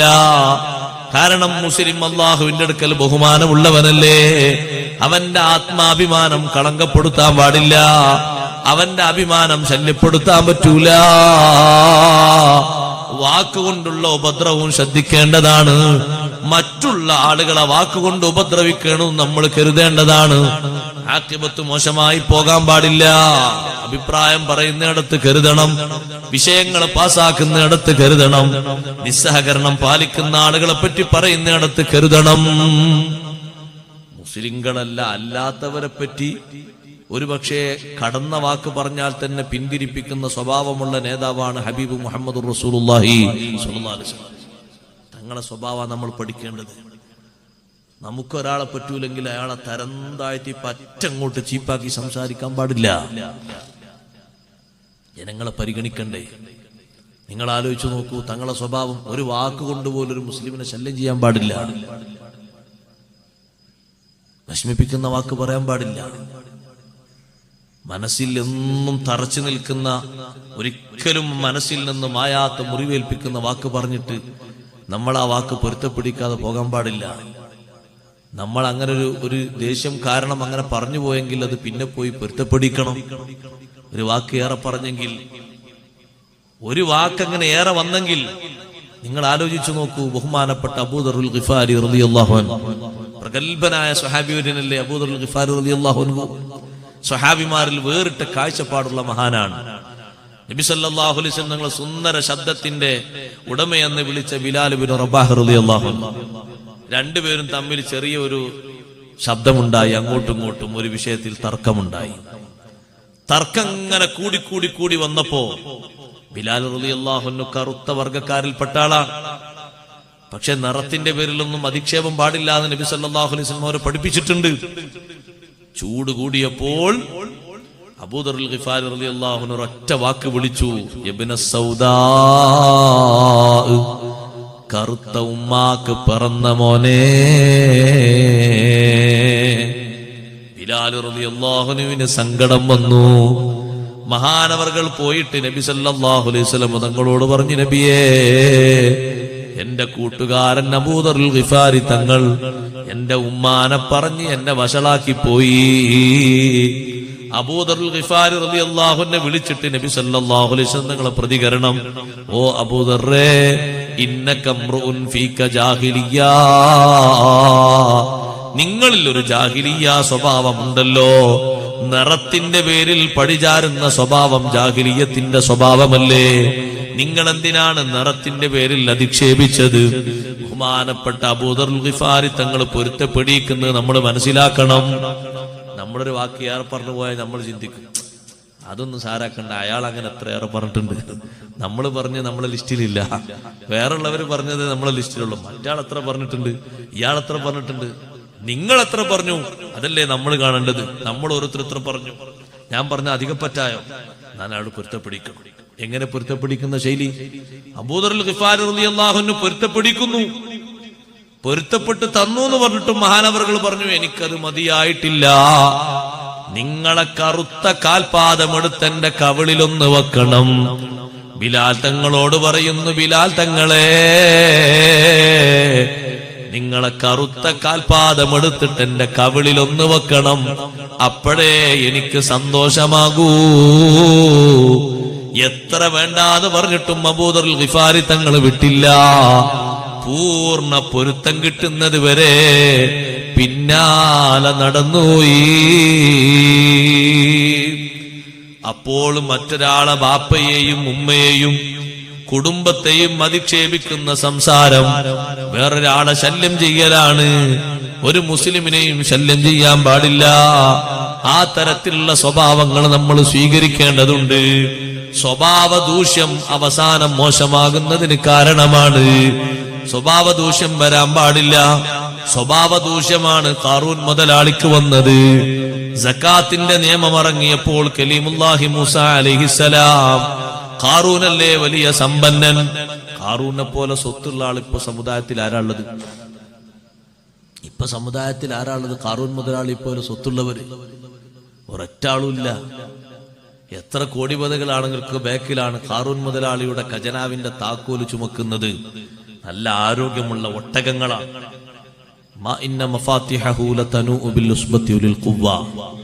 ശക്തിയുള്ള ഒട്ടകങ്ങളാണ്. താക്കോൽ ചുമക്കുന്നത് ഖജനാവല്ല. ഒരൊട്ടകം എത്ര ടണ്ണ് ഭാരം ചുമക്കും?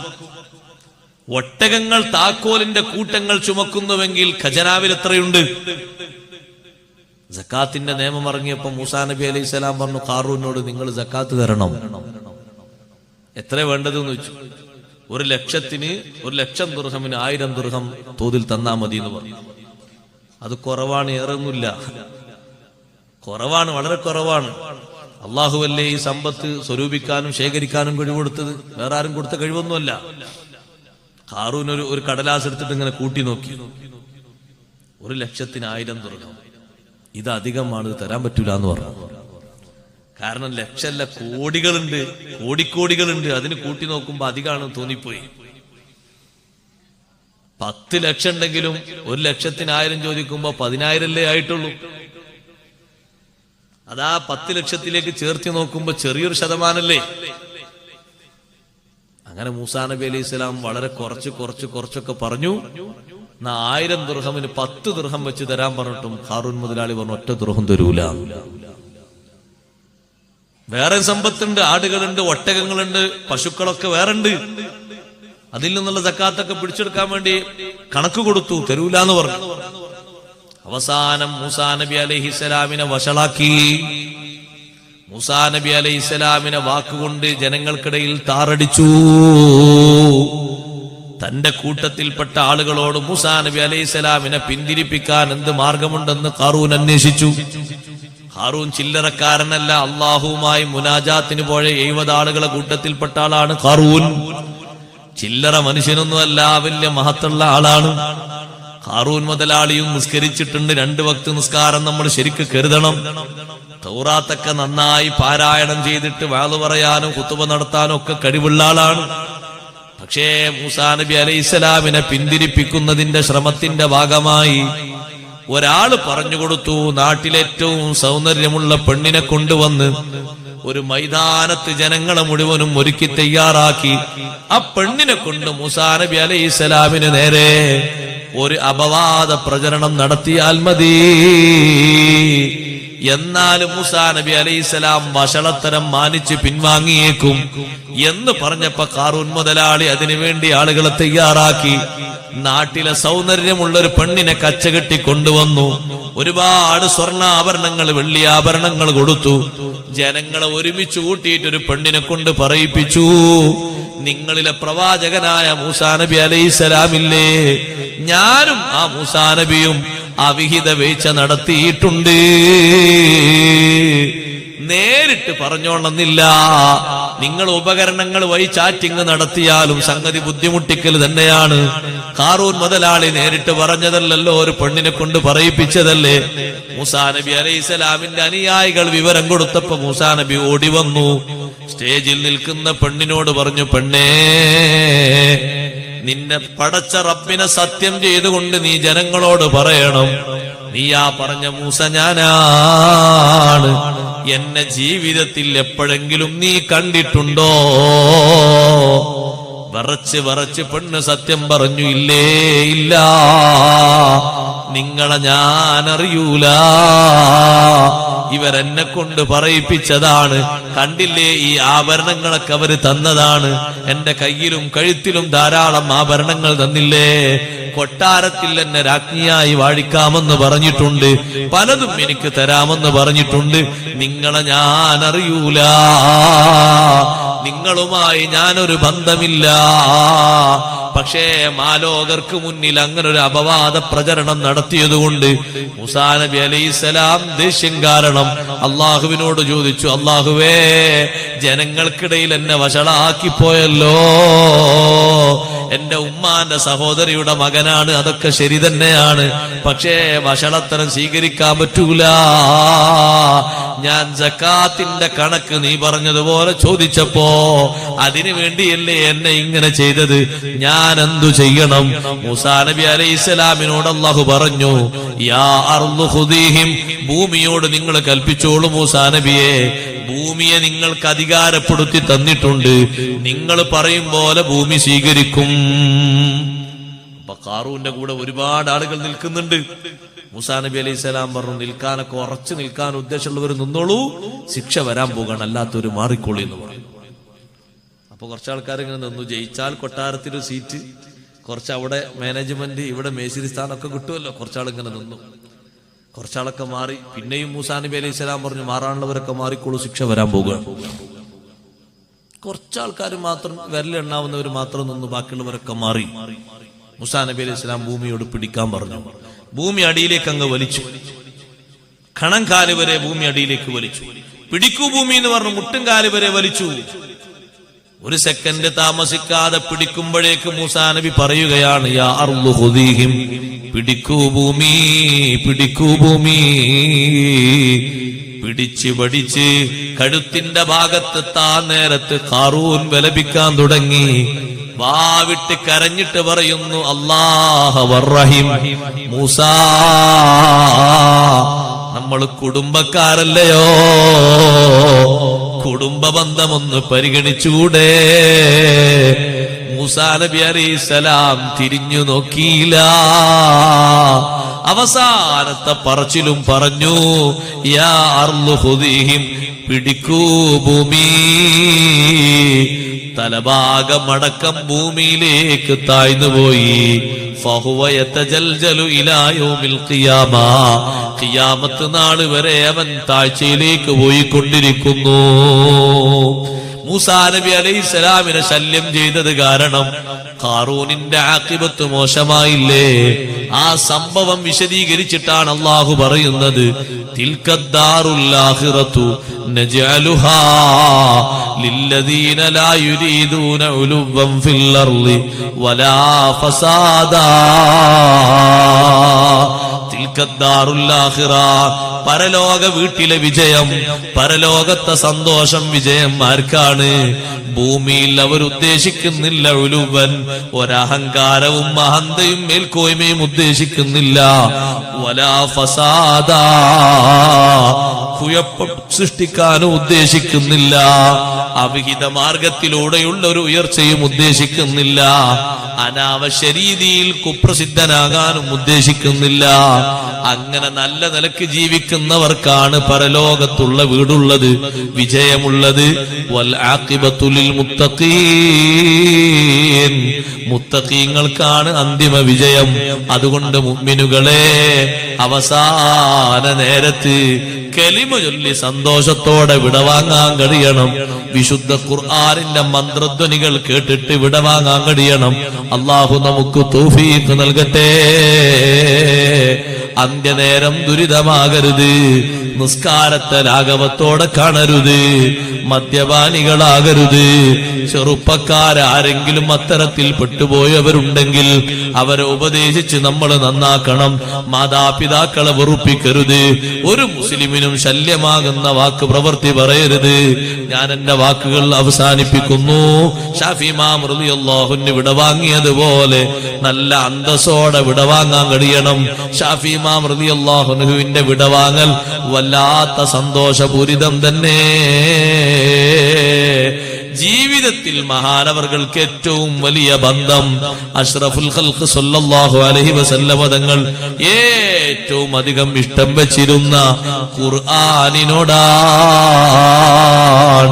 ദർസ് നടത്തി കഴിഞ്ഞാലും കൃഷിപ്പണിയിൽ കൃഷിയെടുത്തു കഴിഞ്ഞാലും ഖുർആനോത്ത് തന്നെ. രാവും പകലുമായി ഒരു ഖത്മൊന്നാകെ ഖുർആനോദി എന്ന് പറഞ്ഞാൽ ചെറുതാണോ? 54 കൊല്ലം മാത്രമല്ലേ ജീവിച്ചത്? ആ 54 കൊല്ലത്തില് ഖുർആൻ ഓതാൻ വേണ്ടി മാത്രം ഒരു പള്ളിയിൽ ഒരുമിച്ച് കൂടിയതല്ല. ഭാര്യയുണ്ട്, മക്കളുണ്ട്, ദർസുണ്ട്, മുതഅല്ലിമീങ്ങളുണ്ട്. അവർക്ക് 12 സബക്ക് ക്ലാസ് ഒരു ദിവസം നടക്കുന്നുണ്ട്. കൃഷിസ്ഥലത്ത് പോയി കൃഷിപ്പണി എടുക്കുന്നുണ്ട്. അങ്ങാടിയിൽ പോയി സാധനങ്ങൾ മേടിക്കുന്നുണ്ട്. നമ്മൾ ചെയ്യുന്ന കർമ്മങ്ങളും കാര്യങ്ങളൊക്കെ ചെയ്യാറുണ്ട്. 24 മണിക്കൂറിൽ എത്ര ഖുർആനോദി? മൊത്തം ജീവിതത്തിന്റെ കണക്ക് വെക്കുമ്പോ 7ാമത്തെ വയസ്സിലല്ലേ ഖുർആൻ ഹിഫ്ളാക്കുന്നത്. ബാക്കി അങ്ങോട്ട് കൂട്ടിക്കോളൂ, ഒരു 10-47 കൊല്ലം 18,000 ഖത്മോദി. ഒരു വർഷം തന്നെ റമദാനാകുമ്പോ 2 ഖത്മും അല്ലാത്ത സമയത്ത് ഒരു ഖത്മും കൂട്ടുമ്പോ 395 ഖത്മായില്ലേ? എത്ര ഖത്മാണ് അവർക്കധികം വരുന്നത്? സുബ്ഹാനല്ലാഹ്. വേറെ ചില സംഗതികൾക്ക് വേറെയും ഓതിയിട്ടുണ്ട്. അതുകൊണ്ടാണ് അന്ത്യനേരത്തും മരിക്കുന്നതിന്റെ തൊട്ടടുത്ത സമയത്തും ഖുർആൻ ഓതാൻ വേണ്ടിയിട്ട് ശിഷ്യന്മാരോട് പറഞ്ഞു. ഇശാഇന്റെ സമയം, ഇശാ നിസ്കാരവും കഴിഞ്ഞ് തഹജ്ജുദ് നിസ്കാരം വരെ നിർവഹിച്ച് സന്തോഷത്തോടെയാണ് ഷാഫി ഇമാം തങ്ങൾ വിടവാങ്ങുന്നത്. ഇശാഇന്റെ ജമാഅത്തിന് വാങ്ക് വിളിച്ചപ്പോ ശിഷ്യന്മാര് ചോദിച്ചു, ഉസ്താദേ, ഞങ്ങൾ ജമാഅത്തിന് പോകണോ അതല്ല വീട്ടിൽ നിൽക്കണോ? അസൂയക്കാരുടെ ഷർറ് കാരണം ഷാഫി ഇമാം റളിയല്ലാഹു അൻഹു ഇരുട്ടത്ത് പോകുമ്പോ, ഒറ്റക്ക് പോകുമ്പോ അസൂയാലുക്കള് തലക്കടിച്ചുപോയി. മഹാനവറുകൾ നിലത്ത് വീണു, തലയിൽ നിന്ന് രക്തം വാർന്നു. അങ്ങനെയാണ് മരണത്തിന്റെ ഒരു സബബുണ്ടാകുന്നത്. ഹാസിദീങ്ങളുടെ ശല്യം കാരണം. വല്ലാത്ത ഹസദല്ലേ? ഹസദുൽ ഫതാ ഇദ് ലം യനാലു സഅയഹു ഫൽകുല്ലു അഅദാഉ ലഹു വഖുസൂമു. ചെറുപ്പക്കാരനോട് ആ നാട്ടിലെ പരിസര പ്രദേശങ്ങളിലെ ചില വ്യക്തികൾക്ക്, പണ്ഡിതന്മാരിൽപ്പെട്ട ചില ആളുകൾക്ക് പോലും വലിയ അസൂയ. കാരണം ഇത് ലമ്യനാലു സായഹു, ആ ചെറുപ്പക്കാരനായ പണ്ഡിതൻ ദീനിന് ഖിദ്മത്തെടുക്കും പോലെ, ശിഷ്യന്മാരെ വളർത്തും പോലെ അവർക്കാർക്കും സാധിക്കുന്നില്ല. അതിനെന്തിനാ ശത്രുത വെക്കുന്ന കൂടിക്കൊടുത്താ പോരെ? ഫൽകുല്ലു അഅദാഉൻ ലഹു വഖുസൂമു, എല്ലാവരും ശത്രുക്കളും പ്രതിയോഗികളുമായി മാറിയിരിക്കുകയാണ്. ഷാഫി ഇമാം റളിയല്ലാഹു അൻഹു വീട്ടിൽ വിശ്രമിക്കുകയാണ്. ഇശാഇന്റെ ജമാഅത്തിന് വാങ്കൊടുത്തപ്പോൾ ശിഷ്യന്മാർ ചോദിച്ചു, നിസ്കരിക്കാൻ പോണോ ഉസ്താദെ, അതല്ല ഇവിടെ നിൽക്കണോ? ഉസ്താദ് ഏകദേശം ഒരു അന്ത്യസമയത്തേക്ക് നീങ്ങാണെന്ന് അവർക്ക് തോന്നിയപ്പോ ഷാഫി ഇമാം റളിയല്ലാഹു അൻഹു പറഞ്ഞു, നിങ്ങൾ ജമാഅത്തിൽ കൂടി വന്നോളൂ, നിങ്ങൾ നിസ്കരിച്ച് വന്നതിന്റെ ശേഷം ഞാനൊക്കെ വിട വാങ്ങുള്ളൂ, നിസ്കരിച്ച് വന്നോളൂ. അവർ നിസ്കരിക്കാൻ പോയി. ജമാഅത്ത് കഴിഞ്ഞ് വന്നു. ഷാഫി ഇമാം റളിയല്ലാഹു അൻഹു നിസ്കരിച്ചു, അല്പം ഉറങ്ങി, എഴുന്നേറ്റ് വീണ്ടും നിസ്കരിച്ചു, തഹജ്ജുദ് നിസ്കരിച്ചു. വിട വാങ്ങാൻ അടുത്ത നേരത്ത് ശിഷ്യന്മാര് ചുറ്റുമുണ്ട്. അവരിൽ ഒരാളെ വിളിച്ചിട്ട് പറഞ്ഞു, മോനെ, ആലു ഇമ്രാൻ സൂറത്തിൽ നിന്ന് ബദരീങ്ങളെ പറ്റി പറയുന്ന ഭാഗമുണ്ടല്ലോ, 121 ആയത്ത് മുതൽ ആ ഭാഗമൊന്ന് ഓതൂ, ഞാനതൊന്ന് കേൾക്കട്ടെ. ബദരീങ്ങളെ പറ്റി അല്ലാഹു തആല പറഞ്ഞൊരു ഭാഗമുണ്ട്, ഇത് തുബവ്വിഉൽ മുഅ്മിനീന മഖാഇദ ലിൽ ഖിതാൽ വല്ലാഹു സമീഉൻ അലീം ഇദ് ഹമ്മത് ത്വായിഫതാനി മിൻകും അൻ തഫ്ശലാ എന്ന് തുടങ്ങുന്ന ആയത്തുകൾ ബദരീങ്ങളുടെ ആത്മവീര്യം ശരിക്ക് പകർത്തി തരുന്ന ആയത്തുകളാണ്. അന്ത്യനേരത്ത് ഓതിക്കൊടുത്തു. ഖുർആൻ ഓതുന്നിടത്തേക്ക് പിന്നെ ഇബ്ലീസിന്റെ വരവില്ലല്ലോ, ശൈത്താന്റെ വരവില്ലല്ലോ. ഖുർആൻ ഓത്ത് കേട്ടാൽ അവൻ ഓടിപ്പോകുന്നത് പതിവാണല്ലോ. അതിനും വലിയൊരു തൗഫീക്ക് വേണ്ടേ? അങ്ങനെ ഷാഫി ഇമാം തങ്ങൾക്ക് ഖുർആനിന്റെ ആയത്തുകൾ ഇങ്ങനെ ഓതിക്കൊടുക്കുമ്പോ മറ്റൊരു ഭാഗത്തുനിന്ന് വേറൊരു ശിഷ്യൻ സൂറത്ത് യാസീൻ ഓതി. നമ്മളും പഠിച്ചിട്ടില്ലേ ഒരാൾ മരിക്കുമ്പോ യാസീനോത്ത് സുന്നത്താണ് എന്ന്. പക്ഷേ അങ്ങനെ ഓതി കിട്ടുന്നവർ എത്ര കുറവാണ്, ഓതി കേൾക്കുന്നവർ എത്ര ഭാഗ്യവാന്മാരാണ്. അള്ളാഹു നമുക്കും ഭാഗ്യം നൽകുമാറാകട്ടെ. ഷാഫി ഇമാം തങ്ങൾ ഇതൊക്കെ ഓതി കേട്ട് സന്തോഷത്തോടെ വിടവാങ്ങുന്നു. അതുകൊണ്ട് അന്ത്യനേരം നന്നാകാൻ വേണ്ടി സുഹൃതങ്ങൾ ചെയ്യണം. അന്ത്യനേരം മോശമാകുന്ന ദൂഷ്യമാകുന്ന അവസ്ഥകളിൽ നിന്ന് രക്ഷപ്പെട്ട് കിട്ടണം. അള്ളാഹു നമുക്ക് സലാമത്ത് നൽകട്ടെ. ഞാൻ നീട്ടിക്കൊണ്ടുപോകുന്നില്ല.